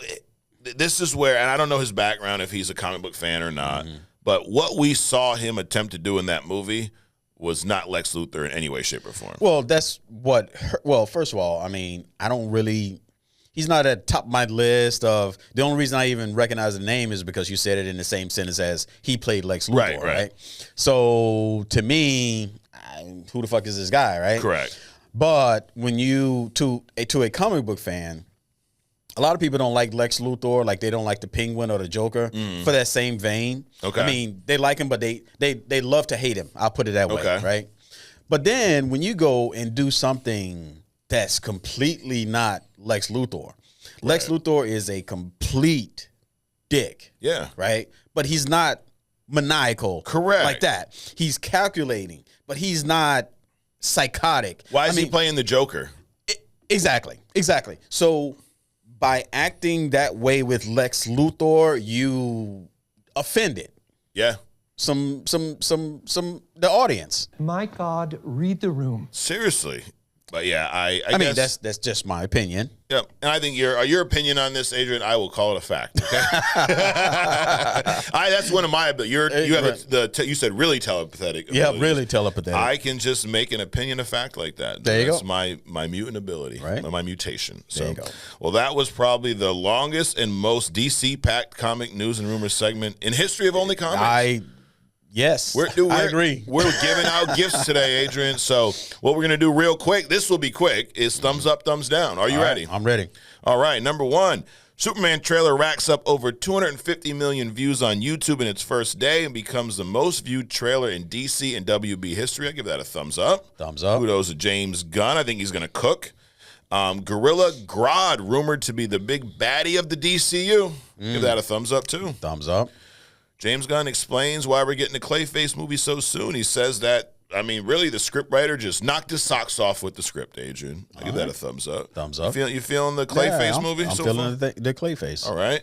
James Gunn rumored to want Battinson as the DCU's Batman, but Matt Reeves is resistant to the idea, so I'm giving Gunn a thumbs down if this is true, and Matt Reeves a thumbs up. I agree with that. Everybody's favorite Joker actor Jared Leto will play live-action Skeletor in Masters of the Universe. I give thumbs down. Yeah, I give this a thumbs down, dude. I don't want to see Jared Leto in anything, actually. Shameik Moore called out for being a fucking weirdo by Laura Harrier for doing things Adrian fucking weirdos do. Like posting a picture a year after you took it of you and another girl saying coming soon as she's about to get married. Thumbs down, dude. Just that's some weird stuff. If it happened that way. Yeah, if it happened that way, true. Thumbs down. Yeah, but come on, dude. Just don't screw up your chances to play Miles. So we don't want it to replace you. Daredevil Born Again Season 3, that's right, Season 3 of the new season of the new show, rumored to be in the works, along with some plans of Daredevil making more big screen appearances. Thumbs up. Thumbs up. You know, the Devil of Hell's Kitchen, as they call him. Solo Hulk movie rumored to be in the works, and it's going to feature a gray Hulk. I give this thumbs down. Thumbs down. You had me at Solo Hulk movie, but I'm like, can we just get... We've not seen enough of the Green Rage monster yet. Right. Can we just have him back, please? Yep. Kraven the Hunter hits $30 million at the worldwide box office. It bombs, while Sonic 3 wins the Thursday preview battle against the unrequested Lion King prequel Mufasa. See, dude, I wrote all that. That's crazy. I give that a what am I giving? I give a thumbs up for Sonic, dude. That's not the context, so I'm giving a thumbs down because I thought it was a better movie than that. It should have done better than that. Okay, especially globally, dude. 30 million, that sucks. That's a giant fucking turd, is what that is. Holy shit. Sonic 3 debuts with an 86% critic score compared to a 58% critic score for Mufasa on Rotten Tomatoes. I give it a thumbs up, dude. Sonic 3, kicking ass, dude. Oh, okay. Thumbs up for the movie. Michael B. Jordan rumored to return as Erik Killmonger in either Doomsday or Secret Wars. Thumbs up. Bring him back and everything. Thumbs up because that opens up so many other doors. Correct. Marvel confirms plans for Black Panther 3 as Nate Moore announces his MCU exit. I give this a thumbs up. I think that thumbs up. They screwed up the second one. The first one was great. Maybe they can redeem themselves. Possibly. And you know what? Kudos to Nate Moore, man. Yeah, but so they're gonna kick this thing down, this can down the road until after Secret Wars, after, you know what I'm saying? You know where I'm going with this? Yep. They're going to recast? I'm thinking so. They need to. All right. Sadie Sink rumored to be the front runner in Marvel's hunt for their Jean Grey actress. Give that a thumbs up if that's true. Anybody better than the last two? Wait, you said last two? Or just the last one? Well, Sophie Turner. Sophie Turner. Yep. And wasn't Famke Jensen was amazing. Yeah, she was. I mean, there wasn't another one? I thought there was another one. Sophie was so bad you thought it was two people. Exactly. That's exactly what happened. Last piece of news, Jesse Eisenberg is embarrassed to admit that Batman vs. Superman hurt his career. You know what? I give that a thumbs down, dude. You should have known reading the script. Right. You shouldn't have acted like a wannabe fucking Joker. Thumbs down to you. Thumbs down. That's it for thumbs up or thumbs down. Like this video, share it, give us a thumbs up or thumbs down. We're going to be very upset if he gets a thumbs down, right? No, not at all. Fucking all. We really don't even care. We actually, spoiler, we do this show for ourselves, honestly. Right. Exactly. Yeah, exactly. It's just we give it to y'all as a gift. So that's it. And another gift for everyone is hit or miss cast. So this is where I throw out 5 casting choices of the past. And Adrian lets me know in his opinion, his opinion, it's wrong. No, it's not. Shut the fuck up. If it was a hit or miss. So I got a theme this week, Adrian. What's that? The theme is Superman. The theme is Man of Steel. Okay. The theme is Batman versus it's the DCEU Superman. So Are you ready? Let's do it. Number 1, Henry Cavill as Clark Kent. Thumbs up. Thumbs up. Let's hit or miss cast. You're doing the wrong segment. Whatever, dude. Hit. Well, you guys fix that in post. All right. Yeah. Cut that out and cut in where these guys are fucking napping in there. Number 2, Amy Adams as Lois Lane. Who was that? In the new one? Yeah. No. In Man of Steel, redhead. Thumbs down. Miss. Miss. Okay. Jesse Eisenberg as Lex Luthor. Miss. Michael Shannon as General Zod. I mean, I like the Christopher Reeve General Zod. Okay. But this guy was like overly aggressive. Yeah. I mean, I guess he can be. Okay. I go with Hit. Hit, all right. And last but not least, Lawrence Fishburne as Perry White. Miss. You didn't like him? Nah. Why didn't you like Lawrence Fishburne? Perry is like Jonah Jameson to me. So that more of an ass. Yeah, more of an ass. I mean, not as over dramatic. Yeah. But still, he's a newspaper man. Right. And Lawrence Fishburne's character was more corporate. Gotcha. More laid back, like, I'm gonna fuck you with this voice, and there's nothing you can do about it. You know, that kind of thing. Got you. Now, we always do these superhero, like Wanda would kick your shit out of Superman, all this stuff, right? What about Perry White versus Jonah J. Jameson, dude? I'm going with Jonah, dude. I'm going with Jonah, dude. He's just way too angry. He might have a heart attack like, Maroney did fighting Penguin mid-fight, so maybe but dude, I got to go with my man Jonah J, dude. Yep. I think he would tee off on Perry White, bro. Perry would be asking for fucking Lois Lane's help, So there you have it. That's Hit or Miss Cast.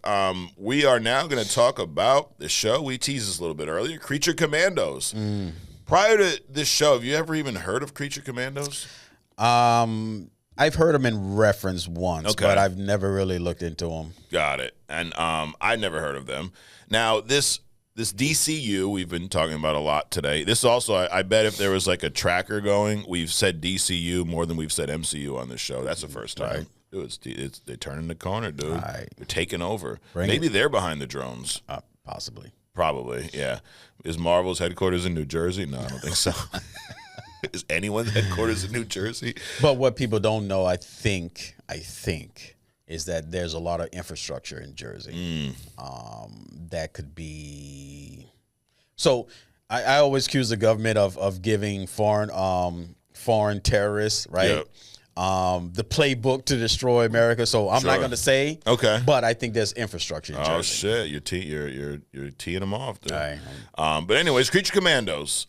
First 4 episodes. You've seen all 4? I have. I got caught up yesterday. And I'll tell you, I started watching it, and at first I'm like, this just feels like another wannabe Suicide Squad. From how it started. Oh, another task force. Oh, got it. Dude, I'm like, here we go. But I'm not going to lie, dude. Once it got going, I'm like, I fucking really like this show. Yeah.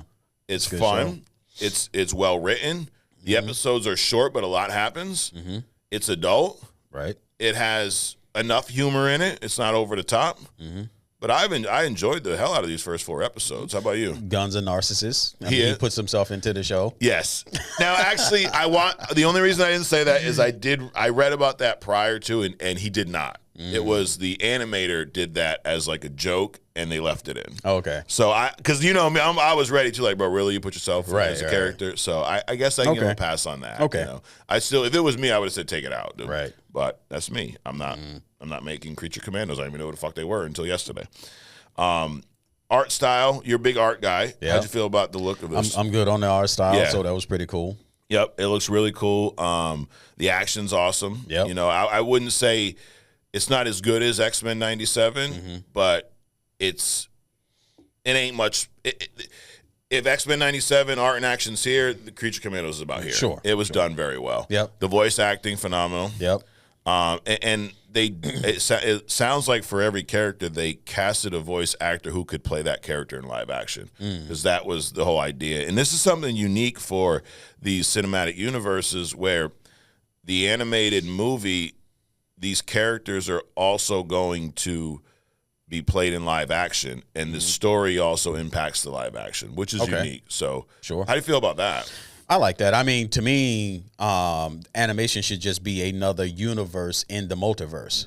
Just like when they did Crisis on Infinite Earth, they had the 1970s Super Friends as their version of a Justice League as part of the universes that got wiped out. So, and even what I said about they were listening back then. They were. What I said about how do you get Miles from the Spider-Verse into live action? He goes into a multiverse and he steps from one universe into the live action thing. So I think this is kind of a thing that they can do. Yeah. And so it's a continuation, not a separate thing. Right. Yeah. So it's a little different, but I think it's cool because there's certain stories that we saw with like X-Men 97 that are better told in animation.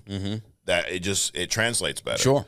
But I so far, dude, I like this. I was a little confused at first about Rick Flag. I'm like, I thought he died in Suicide Squad, but this is the dad, senior. Right. Who Frank Grillo, he plays Crossbones in the MCU, in the Captain America movies. Right. And he is playing, or he's voicing Rick Flag Sr. You got Amanda Waller. What's her name? Viola Davis. Viola Davis. Great job. Them two all over the place. Viola Davis and Rick Grillo, man, them dudes are like, and everything. Yep. Which is cool. It is cool. I mean, Grillo's, he has just exploded in movies lately. Yeah, absolutely. But I thought story was great. You know, this whole Cersei, she's like, is she related to Wonder Woman or just from the same place? I'm not sure. It sounds like she was probably one of the warriors on the thing, but she had these other powers, and she or at least she went there at some point, and she warned them about something. They didn't listen to her. Most people got wiped out, so that kind of thing. And there was a lot of comparisons to the Guardians of the Galaxy, and then also James Gunn's Super Suicide Squad movie. Before I saw it, I saw a lot of the reviews said, "Oh, it feels a lot like these movies." I think I wouldn't say it feels a lot like them. I don't think it's comparable to either one of those. It pretty much holds its own. Once you get past the first impression, it's like, okay, I'm going to see Robert Downey Jr. as Doom as opposed to Tony Stark. Right. So at first your mind kind of goes there. Yeah. But after probably 3/4 of the way through the first show and definitely into the second one, it holds its own. Absolutely. I think it does. It feels James Gunn. Right. In a good way. One of the things that I've always felt about what he did with the Guardians of the Galaxy is the fact that he took characters that were not well known and made them very likable. Right. Made you like these characters. Dude, I didn't know who the hell Drax was outside of seeing some pictures of him. Right. I love Drax. He's hysterical. Even as annoying as Peter Quill can be, he makes you, care for these characters. Right. And I think he did that in a few episodes with these animated characters. At first, I'm like, who the hell is a bunch of fucking ragtags, right?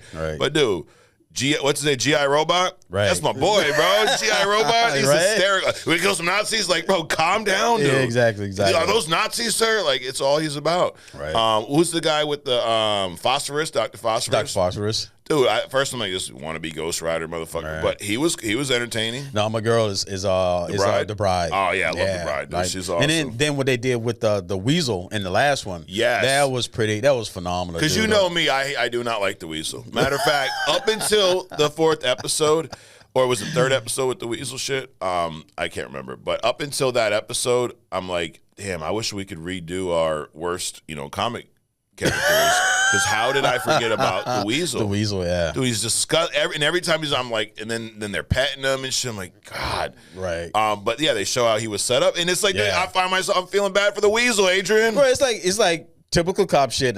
Typical cop shit. Yeah. You so focused on killing this thing. Weasel. You forget the girl. The girl, you see him trying to take the girl out the place, and you're trying to kill him and stuff. Oh, then the girl dies. So it's like, man. Yep. Yeah, it is. Yeah, it's interesting. It's intriguing. It's interesting. Like I said, don't watch it with your kids, man. Especially episode 2. Oh yeah, when he bangs the princess, bro. No, well, he being Frankenstein himself. Oh, that one. Yeah. Oh God, dude. Yeah, David Harbour, who's also in Stranger Things. Dude, he's great as Frankenstein. I want to see more of this guy now. Dude, it's just hysterical. We're talking. Are you saying I can't grow hair on my face? He kills everybody. Right. It's like, dude, he didn't say anything. That's not what I'm saying at all. No, he didn't fucking say anything, dude. Yeah, but dude, and the other girl with the fish tank, Nina something, Nina. I mean, they make you feel for her too. They're very well written, well done. To it's funny now. I'm like, dude, I knew nothing about these guys a day ago. Right. Now I'm like, I would like to see some of these characters in live action in the DCU, you know? And this is a show we've not got to this point yet, but Clayface is supposed to debut in here, and that's the same Clayface I'll be in the movie. So we touched on this a little bit earlier. There was a scene where Cersei, she's clairvoyant, so she wants to show Amanda Waller. Yeah, show Amanda Waller the future, because that's what she's trying to prevent. Amanda Waller is asking her, why did you attack the princess? The princess, and she's like, well, I can show you, right? Because my just telling you is not obviously not going to do it. Correct. Right? And knowing now what I know about Gorilla Grodd, he has some mind control abilities, right? Right. So in this kind of, not a flashback, but this vision she shows Amanda Waller, you see the princess kind of like destroying the world, right? Taking over, but it looks like she's being controlled by General Gorilla Grodd. Right? But also you see in there it's a lot of Justice League is down too. Oh, man. Lantern, Superman, Wonder Woman, Batman, they're all down. They're all down, dude. Yep. So it's cool just to show you that how these shows are going to connect to the movies, right? So and it definitely backs the whole rumor, or at least makes it seem plausible that Gorilla Grodd will be the main baddie in the DCU if they're teasing this vision for the future, you know. But the question would be, why would he use her though? I mean, she has no power. She has her own country. Yeah. I mean, so she can. But that would also mean that he would have to technologize her company, her country. You just make that word up? I think I just made that word up. That's all, technologize. Yeah, technologize. Of course, dude. Maybe it's just her influence on the country. Maybe she becomes queen, and you know, you got to find some world leader to manipulate, right? So, and dude, she was coming on to my man though. She didn't come on to him. She came on him. Oh yeah, Rick Flag, bro. He was like, nah. He was resisting at first, but hey, yeah, but he gave in, dude. He could not. And what's his name? Dr. Phosphorus. He's a bro. He's like, give him another. I mean, he's seen a hot. She's probably 30 seconds. Like, give him another minute. Yeah. Yep. But yeah, dude, I enjoyed the first 4 episodes. Yeah. Anything stood out to you? Just the bride. She's a beast. She is. She does things just because. Yep. Like when she saved the girl, the fish girl from in the prison. They took her food and stuff. She just beat that shit out of the ape guy. Yes. So the fact that she just like, I'm just gonna go, and she has one of those personalities where, you know how you're a bad person, but other people are just attracted to you because of that. So she has that kind of persona in the show. So she just like, left the castle. She went back to do her own thing. Yep. Obviously, multilingual, right? Yeah. She's talking the language and stuff. Talking to the cab driver, he takes her there, and then she's going through all of this stuff. So, everything she's pretty much done stands out. Right. And then the soldier.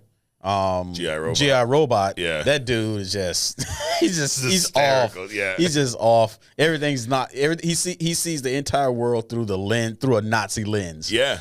It's crazy. And then the Weasel, man, I mean, that was tragic. He's known as killing all these kids. Right. But it's really the cops. It's not the cops, it's some redneck with a shotgun who started all of. He really killed 11 of the kids. He was the Weasel was trying to save the 12th one, right? And then the cops prevented him from doing that. So he really killed nobody, right?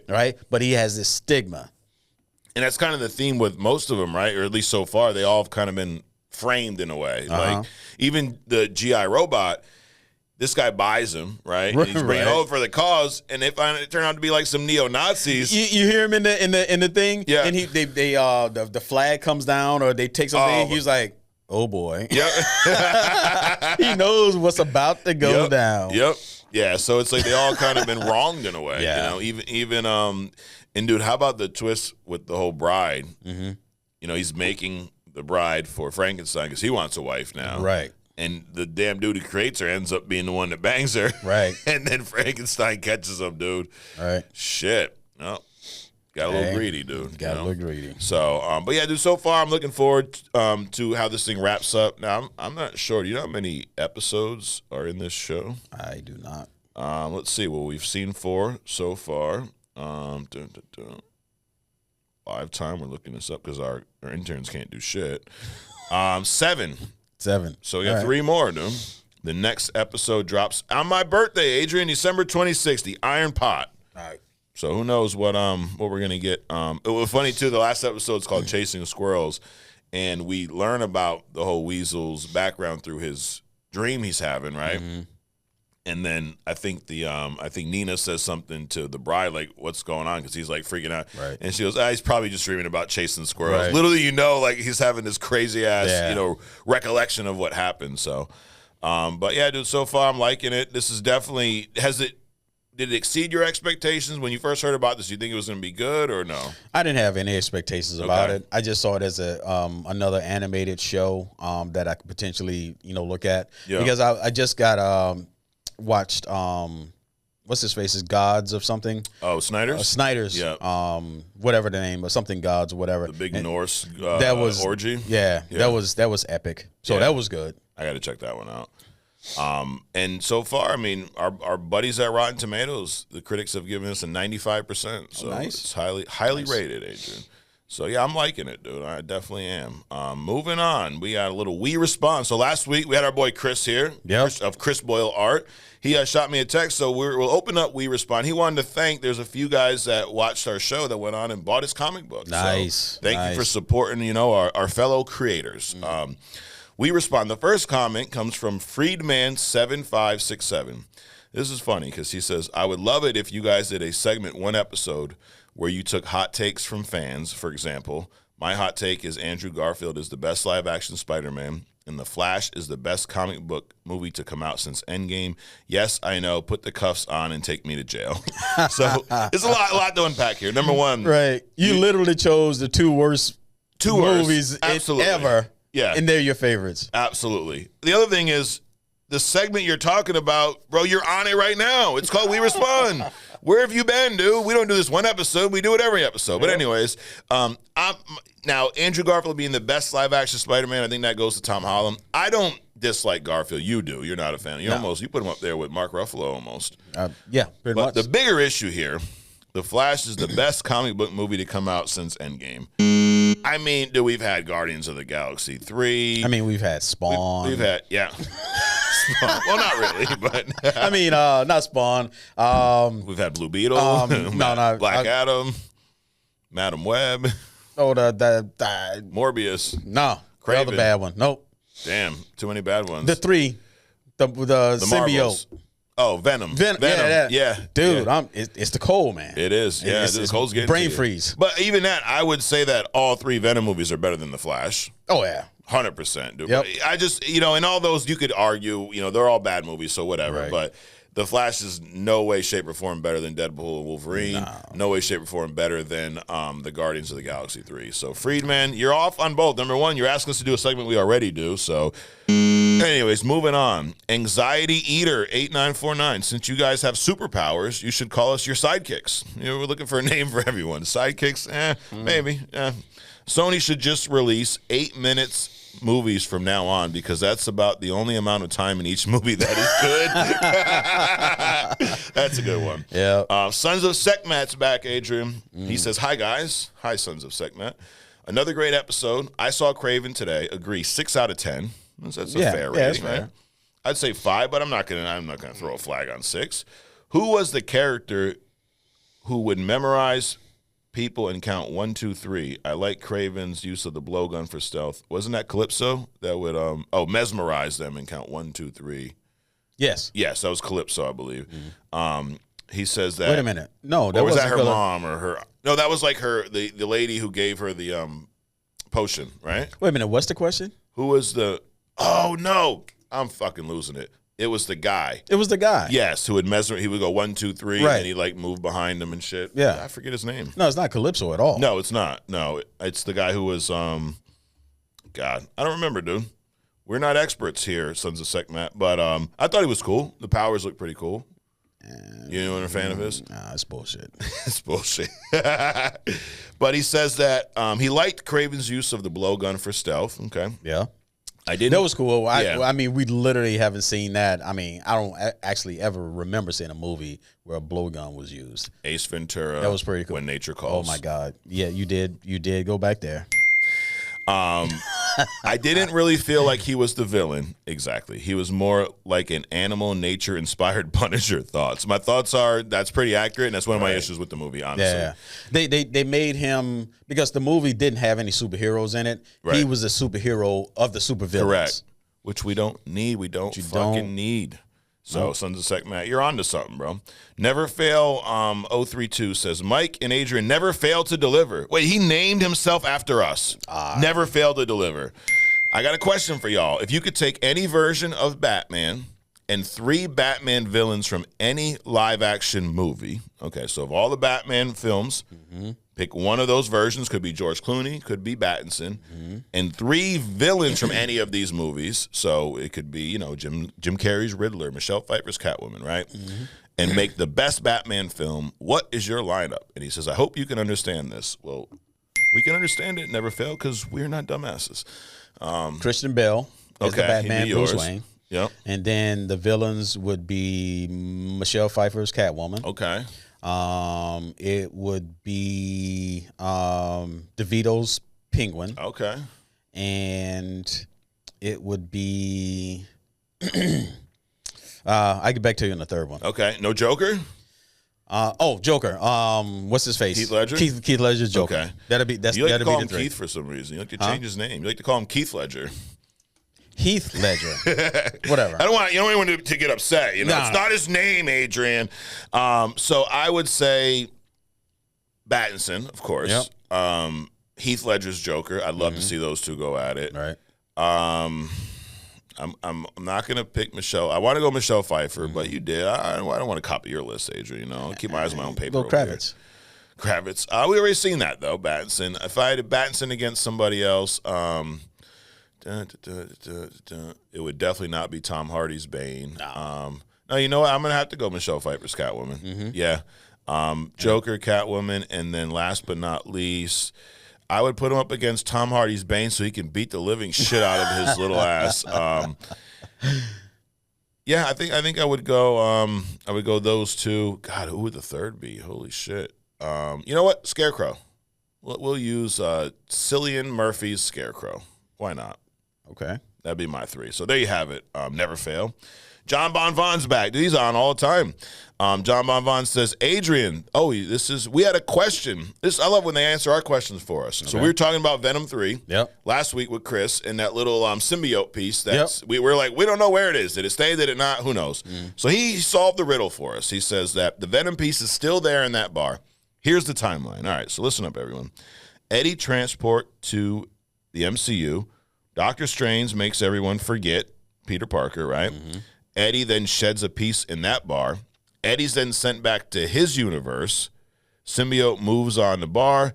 Eddie comes into his universe, and a piece sheds there too. So he goes back to his universe in the same bar. Okay. So we had a piece in the MCU. He comes back to the Sony fucking universe. Sorry, Eddie. Another piece stays at that bar, right? Rex Strickland shows up in that bar in Venom 3. We saw he put the little thing in the capsule, but that's in the Sony universe. It's not in the MCU. So there's still a piece left in the MCU.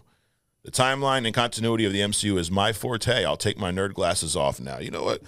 Good job, John Bonvon. So that solves all. So basically what he's saying is, not basically, it's exactly what he's saying.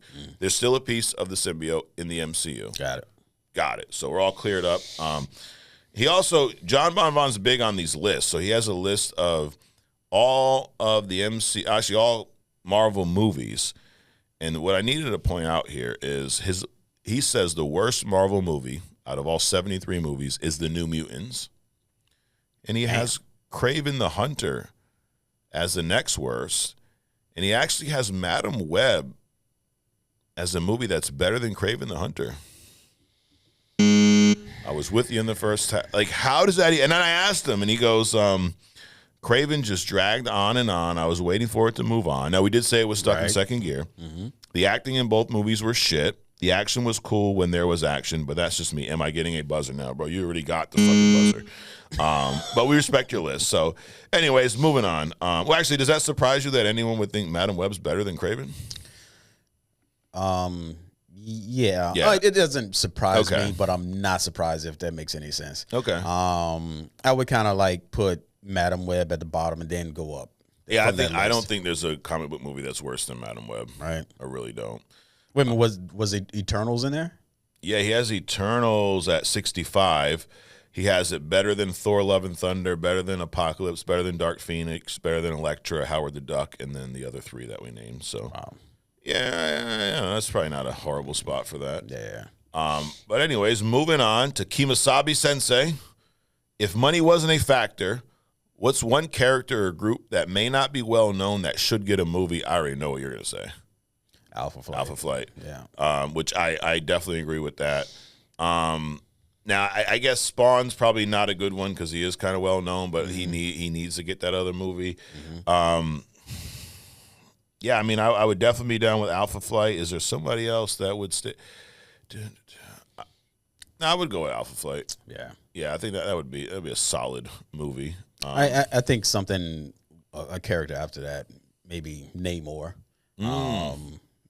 Because he's got no screen time, nothing, and he was just done wrong. Right. And Wakanda too. Yeah, no, I agree with that. Namor, he definitely, because there's just so much behind him, that character. Lieberman 89, they did make a DC Super Pets movie, and it's on Prime. Have you ever seen this, DC Super Pets? The animated movie with the dogs. Kevin Hart voices one of the dogs. I think so, yeah. Yeah. I would say this. I think that's better than the Snyder Cut. I'm just throwing that out there. Hey. Most likely. Chris P says, thank the Chinese algorithm because you came up on my FYP on TikTok. Okay. FYP is For You page. Oh, okay. Yep. Been watching the podcast since and listening to the news, insights, and opinions on the comics with your boys, friends. Great vibes. Keep it up. Now, he says, much love from Latvia. No, not Latveria. Right. Which is Doom's country. I think he's lying. I think he's from Latveria. I really do. So, Chris, you are now from Latveria. So we have someone from Doom's country, Adrian. Still no Scotland yet. No, still no Scotland. Is Doom's country close to Scotland? I don't know. No, okay. Serious MF Black, Serious motherfucking Black says, so also didn't like Rogue in the first X-Men movies. Nobody did. I don't even think Jesse Eisenberg liked that. But from what I understand, she didn't get her super strength and badassness until she absorbed Ms. Marvel's powers. That is correct. That's true. Because you had Rogue as a hidden gem several months ago. So I guess they got it right for early Rogue. So he's defending them a little bit. And I still think it was a shit show.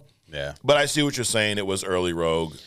But also, it's like, dude, like, my God, read the room. who wants to see early Rogue in him? We want to see that badass Rogue. Right, give the people what they want, Adrian. Right. I mean, Anna Paquin's Rogue was like, it was almost like the chick that played Jubilee, Captain Marvel. Oh. It was like, it's like, I don't want to be here. Kind of like dragging through the movie. Kind of, it's like didn't need to see that. No.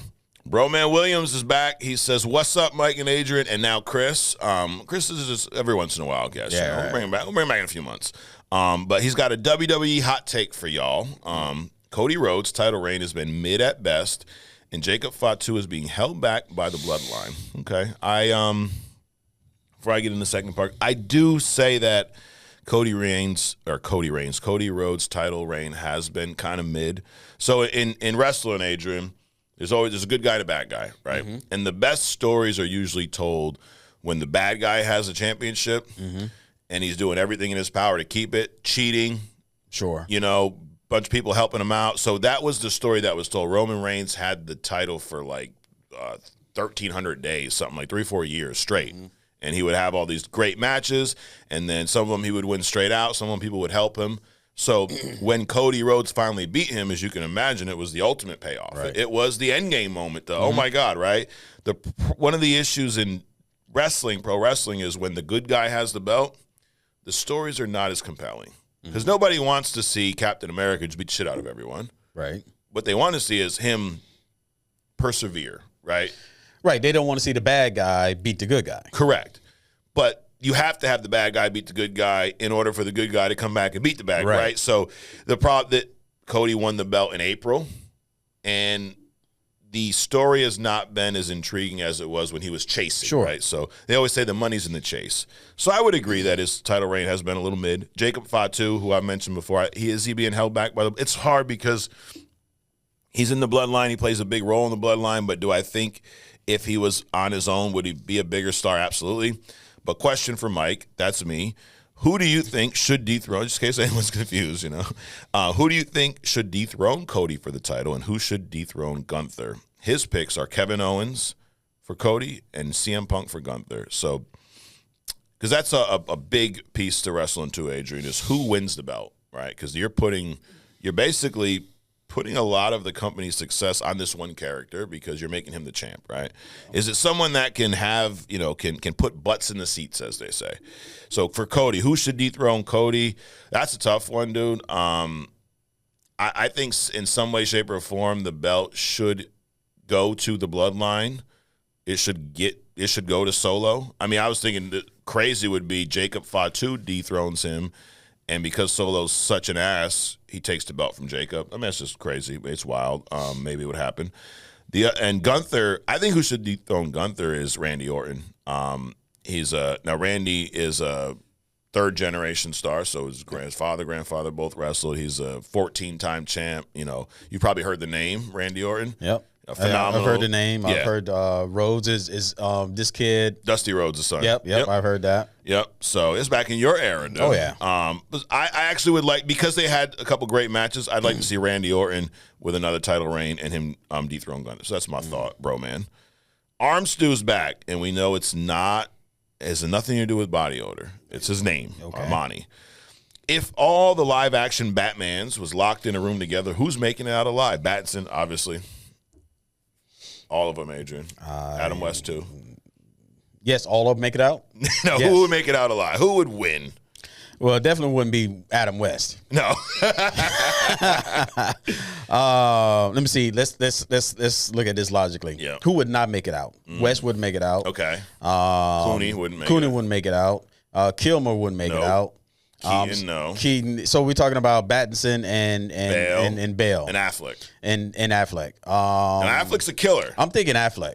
I say Battinson just because I'm biased, right? But no, I gotta agree just based off the fact that he's just gonna kill everybody, right?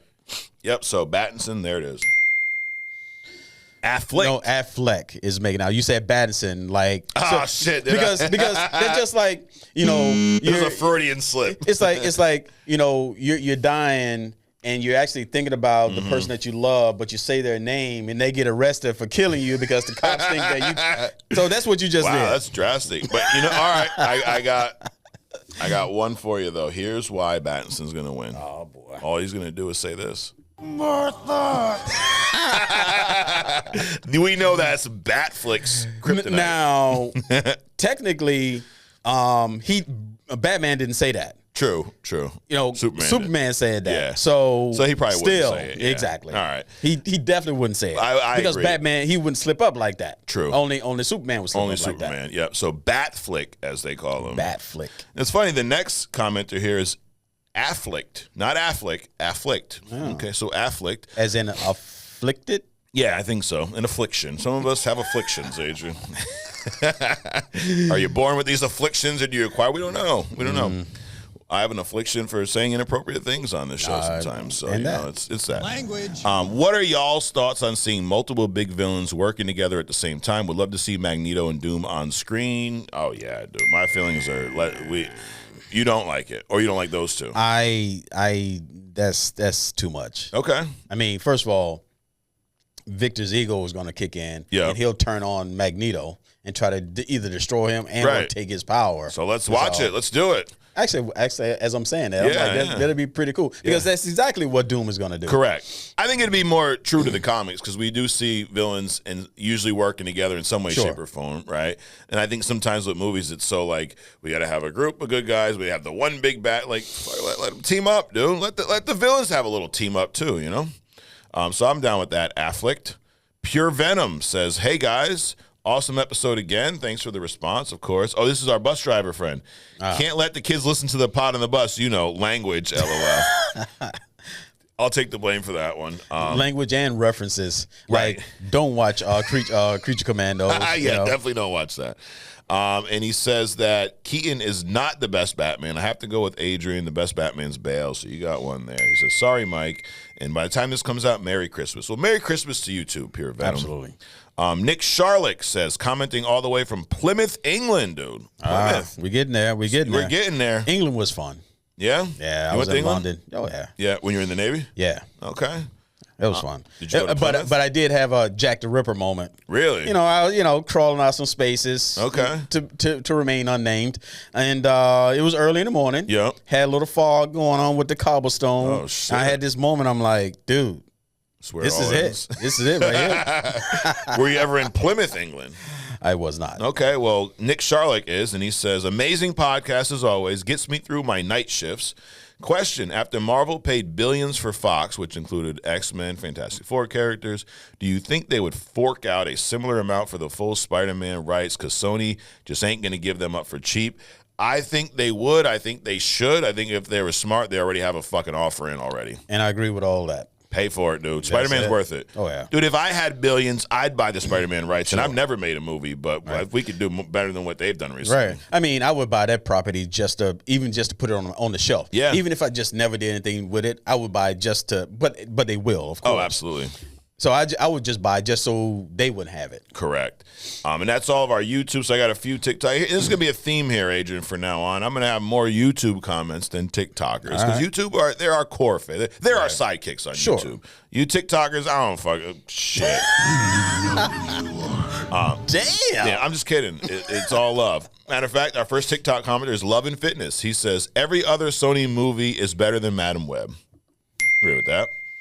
I hate these usernames with no users. User 77 something here. But I concluded this for you, Adrian. He says, the way Ezra Miller runs drives me crazy. Right. That's exactly right. Like, what are you doing? Who runs like that? Nobody. Nobody. But Ezra. Only Ezra. Only comics, only Ezra. There you go. That's probably a page you do not want to go down. Yeah. So Adrian Jones. Adrian Jones, 1990, says he 100% should have turned down that absolute train wreck of a movie. I watched, he's talking about The Flash, because I said that Michael Keaton should have turned down the role. Regrettably, my kids begged me to turn it off multiple times. I said, listen, I know this movie is awful, but I just need to stick through it to see just how bad it actually is. And it was bad, like beyond bad. Yeah. Dude, that's like funny. Like, watching The Flash is like considered torture to your kid. You better be careful. You might get in trouble, Adrian. Like, hey, my dad made me watch The Flash. Like, oh shit, dude. Wait a minute. His kids was begging him to turn it off multiple times. To turn it off. Daddy, please turn this movie off. I can't take it anymore. Could you imagine? Wow, that's bad, dude. Yeah. So you know what, Adrian Jones. That Super Samoan, he's commented before. Clayface in a horror movie would definitely work, and I even have him as an anti-hero would work out well if he can fully turn into a villain that we all know by the end of the movie. Yeah. I'm down with that, Super Samoan. Robo Traymon says, Batman 89 is still the best Batman by far, and the best Batmobile is in Batman 89 too. If Batman 89 wasn't successful, we wouldn't have more superhero movies. Okay. Wow. I'll give you that. Decimated. But it's like two things can be true. I do agree that if Batman 89 wasn't successful, we probably wouldn't have the superhero genre that we have today, right? Something had to kick it off. But that doesn't mean it's the best movie. Dude, if we didn't have a horse and carriage, Adrian, you wouldn't have a car to drive here today, right? Right. But would you say that a horse and carriage is the best way to transport yourself through the world? No, I would not say that. No, I would say this. So, Robo, Tremone, you're wrong. Well, you know what? Two things can't be true. What? You can't not know what drones are and know that they're not harmful. Leprechaun 187 says Superman is weak to magic. He is. So we're going to wrap up the We Respond. We had talked about Superman versus Scarlet Witch, and that Scarlet Witch would just wrap my man up like a Christmas present, dude. Yeah. Just like that. And a lot of people who are wrong said otherwise, and a lot of people who are right agree with us. So Leprechaun points out Superman is weak to magic. Yep. He is. You can validate that, right? Absolutely. Ashlyn Anderson says, and then Superman speed blitz Wanda in not even 0.1 seconds before she can say, Well, she doesn't say, so there's that. Merciless Motherfucker says, Wanda is a reality warper who in the comics doesn't need to speak to use her powers. There you go. And is much faster than the movie variant. So yes, this still works on Superman. So you're right. Pure Venom says, he's back, I also would love to put a TV up. Oh, because we said they should watch us on the bus. But he said they would get distracted. He said also Scarlet would beat Superman, then proceed to do to the DCU what she did in WandaVision and shape it how she likes it. Exactly. And that's, you know, and this is reason I wanted to bring this up is we have to educate people, Adrian. Mm-hmm. There's some people that are wrong and they think we're wrong about this, but they're wrong, you know. And it's okay to be wrong. Mm-hmm. No one cares. Right. Well, maybe they do. Well, just that we aren't the one that's wrong. Exactly. Never, ever. But a lot of the comments are, well, he's in a speed blitz. So, first of all, what is a speed blitz by Superman? That basically means that he can move imperceptibly. Okay. Kind of like what he did in the trailer right in front of those, you know, saving the little girls. Yeah, I could speed blitz just like that. But what they're saying is, he'll be able to speed blitz her before she can, you know, use her power on him. Mm-hmm. And then we had talked about kryptonite's his weakness, right? Right. You say you turn the air to kryptonite, right? Yeah. So people go, well, how would she know that? Okay, you know she can read minds, right? There's that. And what I want to now, I know that I think Scarlet Witch's powers are better portrayed in the comics, but since we'll use live action, since most people have seen these live action movies, I'm gonna bring a scene that we discussed recently here in Avengers: Age of Ultron. We were first introduced to the MCU's Wanda before she was Scarlet Witch. You remember when she walked around and in a split second figured out every Avenger's worst fear? Right. And just did one of, I don't want to do it because I don't want it to happen to you, but she did one, you know, she did one of these. Appreciate that. Yeah, I don't want you know, start having a meltdown here on the show like Thor did. But in a split second, dude, she made their worst fears come true. Right. So why wouldn't she be able to figure out in a split second Superman's weakness and make him believe that he's swimming in kryptonite, or make him think that he's in a universe with a red sun? That too, or like encase him in, you know, turn the air into a kryptonite block of brick or something. Correct. Right? Or any number of things. Pop him into another universe until she figures out what's going on with him. I mean, anything. He wouldn't even know where he was. Here's the problem. What people don't get. He will delay. Yeah. Hey, Wanda, do you That's the exactly. Because everyone's like, he's so powerful, he's so fast. All right. I don't think Wanda is gonna like square up with him and like, come on, let's go. Like, well, what happened when Superman met Batman and there was this animation, right? Superman met Batman in a not a subway, but underground. Okay. In the drainage of the city. Oh yeah. Sewers, right? In Hush. And what did Batman do? He tossed him. Right. Superman up there like all big. Batman just flipped him over. He's like, "Are you crazy?" And then after he tossed him into the wall or the sewage, he still comes up to him like, "Are you crazy?" Right. Meaning that you just got your ass kicked and you still didn't do anything. Correct. Delay. Yep. And that's all Wanda would need. Absolutely. Because they're like, well, he would just kill her like that, bro. It's Superman. I'm not saying he doesn't have the power to. Right. He's just not going to. Exactly. And Scarlet Witch don't give a flying fuck, dude. That's it. I mean, just the whole House of M. Hey, read that comic and then tell me again how she doesn't just, I mean, Superman wouldn't even know he's in a fight. Right. Like, Thor's pretty damn powerful, right? Yeah. Wanda just walked behind him, did that little, I'm not going to do it. Right. But did that little thing, and all of a sudden he thinks he's in Asgard and he's having a melt. Like, she wasn't trying to kill him. She could have killed him right there. Right. While he's having this whole little episode.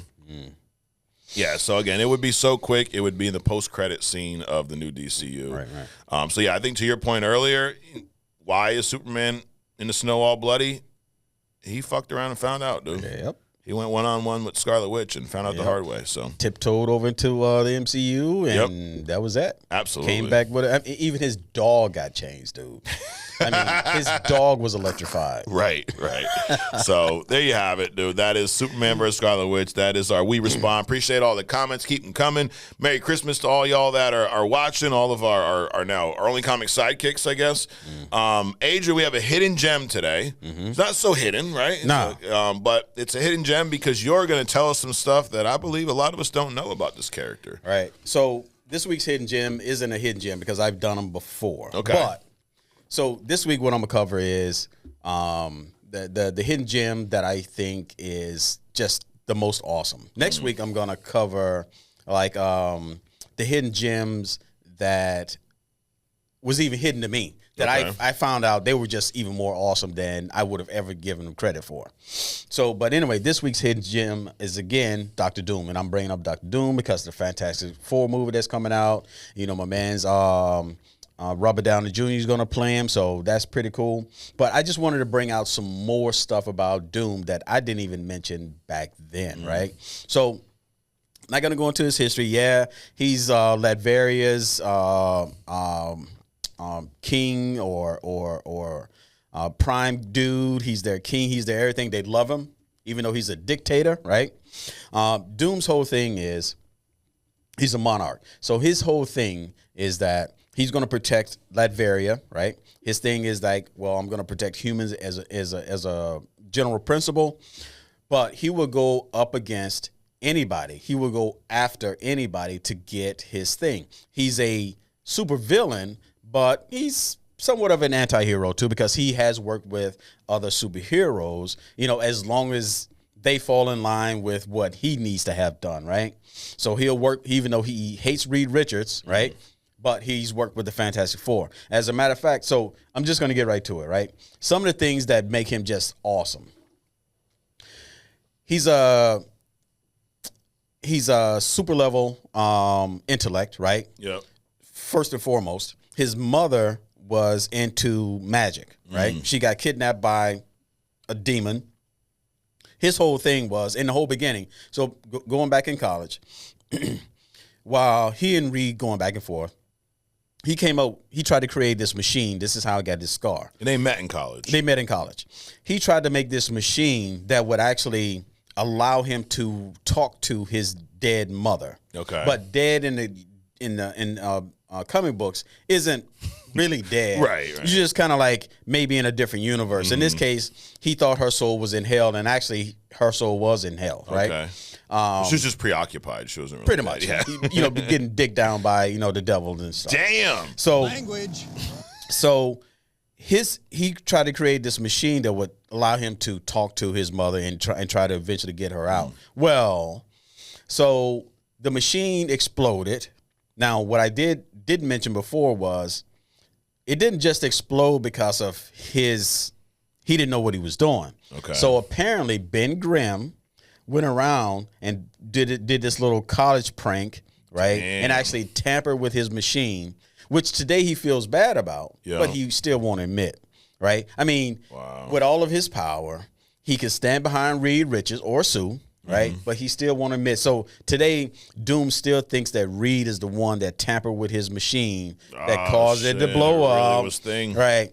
So the other thing was that when it exploded, he got like a little cut. It wasn't completely disfiguring the way it was. However, as a result of the machine exploding, he got expelled from school, right? So he spent his time wandering around finding himself, right? Yeah. So he ended up in his monastery.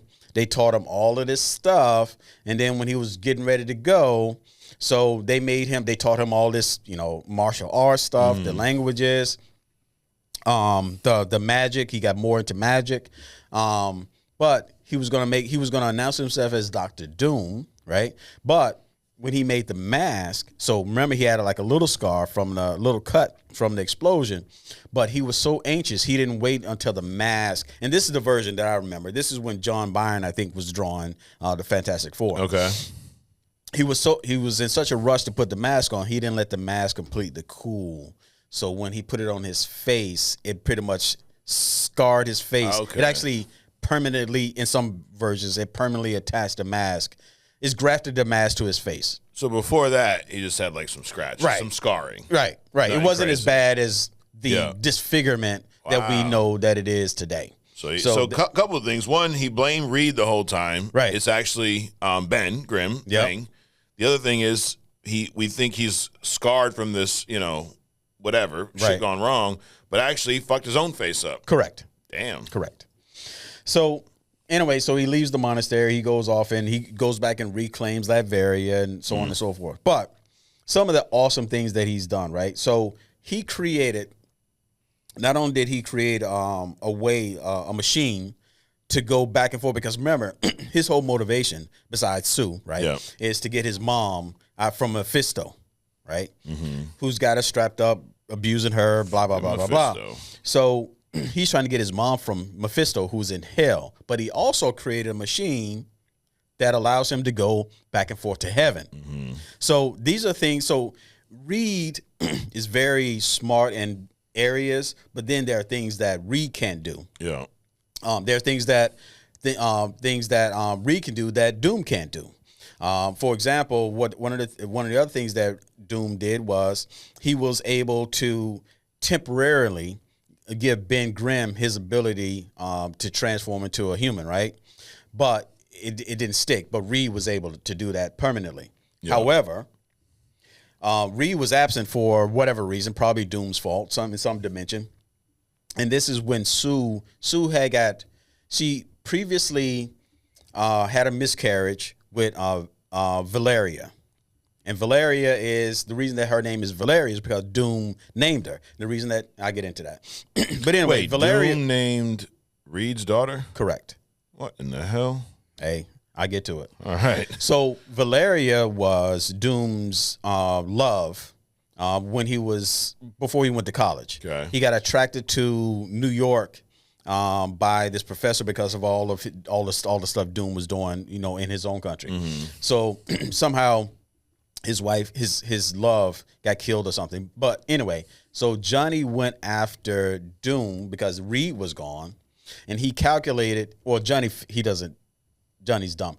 He doesn't calculate. He figures that Doom, with his pride, wanting to one up Reed, right, who was absent. Yeah. It's not that Reed couldn't do it; he was just not there. Yeah. But he figured Doom with his ego would be willing to help them because he figured that Reed couldn't do it. So what he did was somehow Sue, who had previously miscarried a child, did a Jesus re-impregnation thing. Yeah. And so she was pregnant with this daughter, this embryo, right? And it was again killing her. So Franklin was killing her. So you should have known, and like just don't have babies at all. No more. Right? Shit. So this child inside of her was killing her, and Johnny went after Doom to convince him to come help her.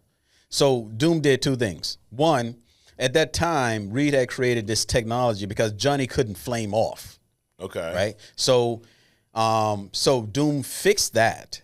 He fixed Johnny's ability to not be able to flame off by directing his power into Susan, right, to help with the child. Shit. Now, for all this shit, Doom's fighting. He's also helping him out too. Well, I mean, of course, it's the girl. It's the girl too. Okay, Susan. Yeah. Okay. I don't give a shit what kind of condition she is. He fixed Johnny Storm. He fixed Johnny Storm. He's a hell of a guy, dude. But the way he fixed, the goal was to fix Susan. Yeah. But he needed he's trying to fix Susan. He's trying to fix Susan. Right. So he diverted Johnny's power into Sue in order to resolve the pregnancy thing, so that the child could be born. And as a reward, they allowed him to name the child, which was Valeria. That's a hell of a reward, dude.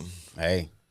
So, I mean, those are just some of the things. I mean, you build a machine that can go between heaven and hell. Yeah. He built this teleportation platform, which his armor directly connects to. So he can use his armor to, they call it technopathically communicate with this platform. So he can go anywhere in time. He can teleport with his armor. I mean, just all kinds of stuff, dude. But then there's the magic. And then there's the other thing. So he's power hungry. So he goes back in time, across time. He's went up against Galactus to steal his powers. Yeah. He's tried to steal powers from at least two of his heroes. Blastar and Silver Surfer. He's actually stolen Silver Surfer's power. He's stolen the Beyonder's power. It's just that it was too much for him, so he had to relinquish it, and Beyonder got it back. So he's going up against obviously Mephisto. Yeah. Probably has some tinkerings with God himself, right? If he can create a machine to get to heaven. Sounds like he'd beat Superman. I'm just saying. Possibly. But his other magic powers: blast, force field, spell casting, reversal, summonings. He can summon demons. The teleportation thing, dimensional travel, mystical ensnarement, mystical portals, healing, banishment, power absorption, elemental manipulation. So he can. So this is how bad Doom is, right? So he's in such peak physical condition, right, that he's bested the Black Panther in a depowered suit. So he had his armor on. Yeah. The armor wasn't even powered up. Okay. And he beat the Black Panther. Damn. He can wield the Captain American shield as well as Steve Rogers can, right? What else he did? Captain America, Black Panther. He can control his body to the point where he's indistinguishable to Daredevil while in his suit. Shit. From the monks he learned so much about pressure points. He once killed a lion with his bare hands. I mean, the dude is just Kraven bad. couldn't even do in the movie. Exactly. Shit. This dude is just bad. This is why I love him. I mean, he's like the reason that he even got on my radar was really about the suit because Iron Man, right? Yeah. So, but as you learn about him, he's just so much more, awesome. Mm-hmm. And of course, his will is like anything he wants, he's gonna figure out a way to get. I mean, you're gonna go after a planet eater, Galactus. I mean, you got some balls, right? Yeah. So again, peak human physical condition. I mean, he creates these Doom bots, and the Doom bots are literally android versions of him. They look like him. They talk like him. Yep. They represent him. He sends them out when he either don't want to or he figures the risk is too great. Like this is probably like a one-way trip, so he'll send a Doom bot out. Mm-hmm. And here's the thing. The Doom bots think that they're Doom until a prime Doom bot comes around or Doom himself comes around them. Then they become subservient to him. Wow. Think about that, dude. And then he creates these other robots that he just like they're guards or whatever. He sends them out, things like that. Another thing he did was he did surgery, like physical surgery on the Hulk. Mm-hmm. He separated Bruce Banner's conscience from the Hulk. I mean, this dude is bad. Wow. So this is one of the reasons why, I'm bringing him back, man, because there's so much more to him. And I think you will see a lot of this stuff in the Robert Downey Jr. version of him. The diplomatic immunity. So all the crimes that he does commit outside of Latveria, we can sweep them under the rug. Good old politics. Master Swordsman. Oh, he was smashing. So he goes back in time, hooks up with Morgan Le Fay. Oh, snap. Right? Yeah. They become lovers. She's teaching him all this magic stuff. I mean, this dude is all over the place. The language, of course, he's a master chef. He's the master pianist, all this other kind of stuff. And then you get into the armor. Yeah. Listen, you haven't even talked about his suit yet. This is just Doom. Magic. It's why, when we first started talking about Robert Downey taking over this role and Kang being replaced with Doom, there were some people who are wrong or he is even nothing to Kang. Dude, he would wipe Kang out in a split second, dude. Well, I mean, Kang have the advantage of futuristic technology, but he can only use what he can collect. Yeah. Right? Doom, he's like naturally genius level intellect. He can adapt. Right. He has all this other kind of stuff. And that's one of the things that makes him a rival even over Reed. Yeah. So they can go toe-to-toe pretty much intellectually, scientifically, technically, but then Doom has the magic stuff, which Reed knows nothing about. And his ability to control magic rivals Doctor Strange. Doctor Strange have said it himself that he could be the Sorcerer Supreme. Absolutely. He has taken the mantle of Sorcerer Supreme when Dr. Strange renounced it, right? Yeah. He stepped down, so he's like number 2 in the known universes as far as when it comes to magic. So what about the suit? Because I'm with you. What the first thing that ever attracted me to Doom was the look. Right. The mask, the green with the silver. It's a cool look. It's probably one of the coolest suits in comics, right? Right. So outside of the magic, the fact that he's a genius, he's a badass motherfucker from a physical monarch standpoint. with his own country. Tell me about the suit. All right, the suit is nuclear-powered titanium suit. Computer-based, like I said, he can technopathically communicate with everything that he's built, including the Doom bots, his enforcers, his castle, all of that stuff. Right? You can drop a nuke on top of him. His force field will protect him from it. I mean, it's not as crazy as Iron Man suits. Especially when you get into the alpha stuff and the nanobites and shit. The nanobites, I forget what it's called. It's not as advanced as the Iron Man suits, but it's definitely there. It does what it needs for him to do, which is protect him. He can survive in space with it. It could, take care of his old, excretionary systems for weeks at a time, so it can do all that kind of stuff. He can fly with it, the concussive blast. Now, clearly, with all of his access to technology and stuff, he can make the suit anything that he wants it to be. He can add any gadgets he wants to it. But I think he keeps it light because he doesn't need it, right? I mean, he has enough tech in it, plus the magic, plus the teleportation. He doesn't need a whole bunch of stuff like Iron Man does, right? Even though Iron Man did make a suit that is basically any version. He's just, will it to change it to whatever he wants it to. Yeah. So with his magic, he also, remember I was talking about Cap Shield and all this kind of stuff. He also controls the weather up to, not exceeding, but up to at least how Storm can control weather. Shit. So he's that too. Yeah. So he doesn't need all this stuff in his suit, but his suit is still badass. Right. But again, it's really designed to protect him more so than be all this other stuff. It's more sensory and communication with all the other tech that he's created, as opposed to being some all-in-one suit that can do everything in the universe. Gotcha. So that's my man Doom. We're gonna see a lot of him. But I just wanted people to understand just how bad this dude pulling up in the Antarctic on the back of a bear is. Absolutely. And the same guy who we showed you last week, or maybe it was the week before, soul snatch Thanos, bro. Like that. Now, that was it was God Emperor Doom. No, and I didn't even get into the variants of the Dooms. Correct, yeah. This is just normal base Doom. Right, base Doom.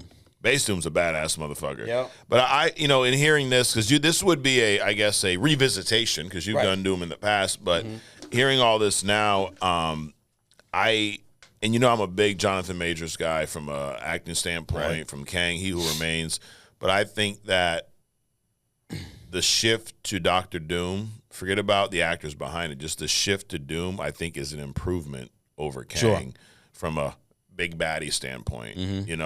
He's seems like he's going to be a bigger challenge for the Avengers than Kang would have been.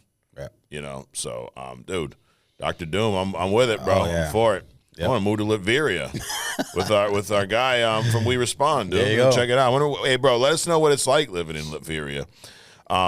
So Doom is, I talked a lot about Marvel Rivals last week. Yeah. Game that I'm trying to get Adrian on. I don't think it's gonna happen though. But I was actually thinking about it. Yeah. I've gotten to the point where I'm like, maybe I should spend some time on it. Yeah. Well, I guess the only thing it has in common with Ratchet and Clank is it's third person. Okay. So you see the character. Yeah. Right? I've been playing this decent amount, although again, just like we mentioned last week, the jobs and stuff get in the way. Also, this gets in the way, So it's been a handful of time yesterday putting this show together. This doesn't just happen, But anyways, Doom is kind of a background villain in this game. There's not much of a story because it's just like a team battle type game, but they have some background story that if like you don't need to know the story to play the game, but if you want to add some more to your experience, there's a bunch of lore built into the game, and Doom is and I guess there's 2 versions of Doom because this is a multiverse type story, and also Null is another main villain, but 33 characters at launch. So I just wanted to talk about real quick some of the rumored additions to the game. So Ultron is rumored to be added to the game. Okay. Human Torch, Mr. Fantastic, actually all of the Fantastic Four, Invisible Woman and The Thing. Blade is rumored to be added. Captain Marvel, Hitmonkey, who I have no idea who that is. Angela, Emma Frost, Jean Grey, The Hood, maybe Ghost Rider, and Deadpool are all rumored to be added to the game. So I just want to see Hitmonkey. Yeah? You're Hitmonkey guy? I have no idea who Me that neither. is. Never heard of that before, but it sounds ridiculous. It does sound ridiculous. But of all of these, since you've asked, they didn't ask, but we'll pretend they asked. Which ones am I more excited about showing up? Jean Grey, I need to see some Jean Grey in this game. Ultron. Ultron, definitely. Human Torch, that'd be fun to play as. Actually, the entire Fantastic Four, that would be cool. And honestly, it's maybe shock you, Adrian, but Captain Marvel. I'd like to see Captain Marvel in the game. This ain't the Brie. It's a whole different version, so it's not your girl Brie. Gotcha. But just from her power, I mean, she has a very similar power set as like almost like a Superman type character. Yeah. So it'd be cool to play as that character in the game. So I've been seeing a lot of these posts, like, you know, there's these funny like memes on TikTok of what your main character in Rivals says about you, because all the characters have different powers and shit. Right. So I was going to do my own version, Adrian. Now, and this is more of just for me to voice some of my angers about playing certain people in the game, because there's some characters that are just a pain in the ass to play against. Okay. You ever heard of Jeff the Land Shark? No, I have not. So he's a shark that looks like a dog, but it's a shark. So it has he walks around on all fours. He's a land shark. He's a small character. So it's not like the shark in Suicide Squad. No, definitely not like that. Okay. Now, the reason I bring him up, if you play as Jeff the Shark, you are an asshole, okay? Because he has this ability, Adrian, where he turns a good chunk of the map into this big circle. And a giant sphincter. I guess. It's a water-based circle. Okay. And if you're in this circle, Jeff swallows you up. No diddy. Swallows you up. And then if they're good with Jeff, they can bring you to the edge of the map and spit you off the fucking edge, and you die. It's one of the most annoying fucking things in the world. You're in this damn shark's mouth. There's nothing you can do. So if you play as Jeff the Shark, fuck you. And then the other one is Iron Fist. Iron Fist, dude, he has some punching ability where it's nonstop, and he drains your health like this. So if you play as Iron Fist, and he's super fast for some reason, and sometimes he's even flying in the air for some goddamn reason. I don't know why. So if you play as Iron Fist, fuck you too. Iron Fist sucks. And I've been playing as Scarlet Witch a lot. I've still been Magneto, and I've been going at it with Captain America lately, dude. I'm starting to like Cap's abilities. He's a tank, but he's pretty fast. So all in all, I've been having a lot of fun, dude. This is my I guess my third attempt. Dude. I'm trying to get Adrian on the bandwagon, to dust off the controller and fire up some Marvel Rivals. But is this something you just download into the game and start playing? Oh yeah, it's free game. Mm-hmm. Oh, it's free too? It's free game. Yeah, the only thing you pay for are cosmetic things, like if you want to buy special skins and stuff like that. So in-app buying, basically. Yeah, but you don't need to pay anything to play. There's a little bit of a learning curve. It is but there's a very good tutorial base, because I never played Overwatch. That's a game that this is pretty much a new version of with Marvel characters. Mm-hmm. But I went through the tutorial, and the tutorial was great. It was quick, easy, straightforward. And then after a few rounds with one character, you'll figure out what to do. Okay. And it's cool because once you learn one, then you'll learn others, and they all have different play styles. It's really cool to play as a team, because you get some guy here's another thing, guys. If there's nobody playing as healers, somebody needs a heal. You got to have two healers. You got to. But anyways, that's my my review of the game. I think it's fucking fantastic. So cool.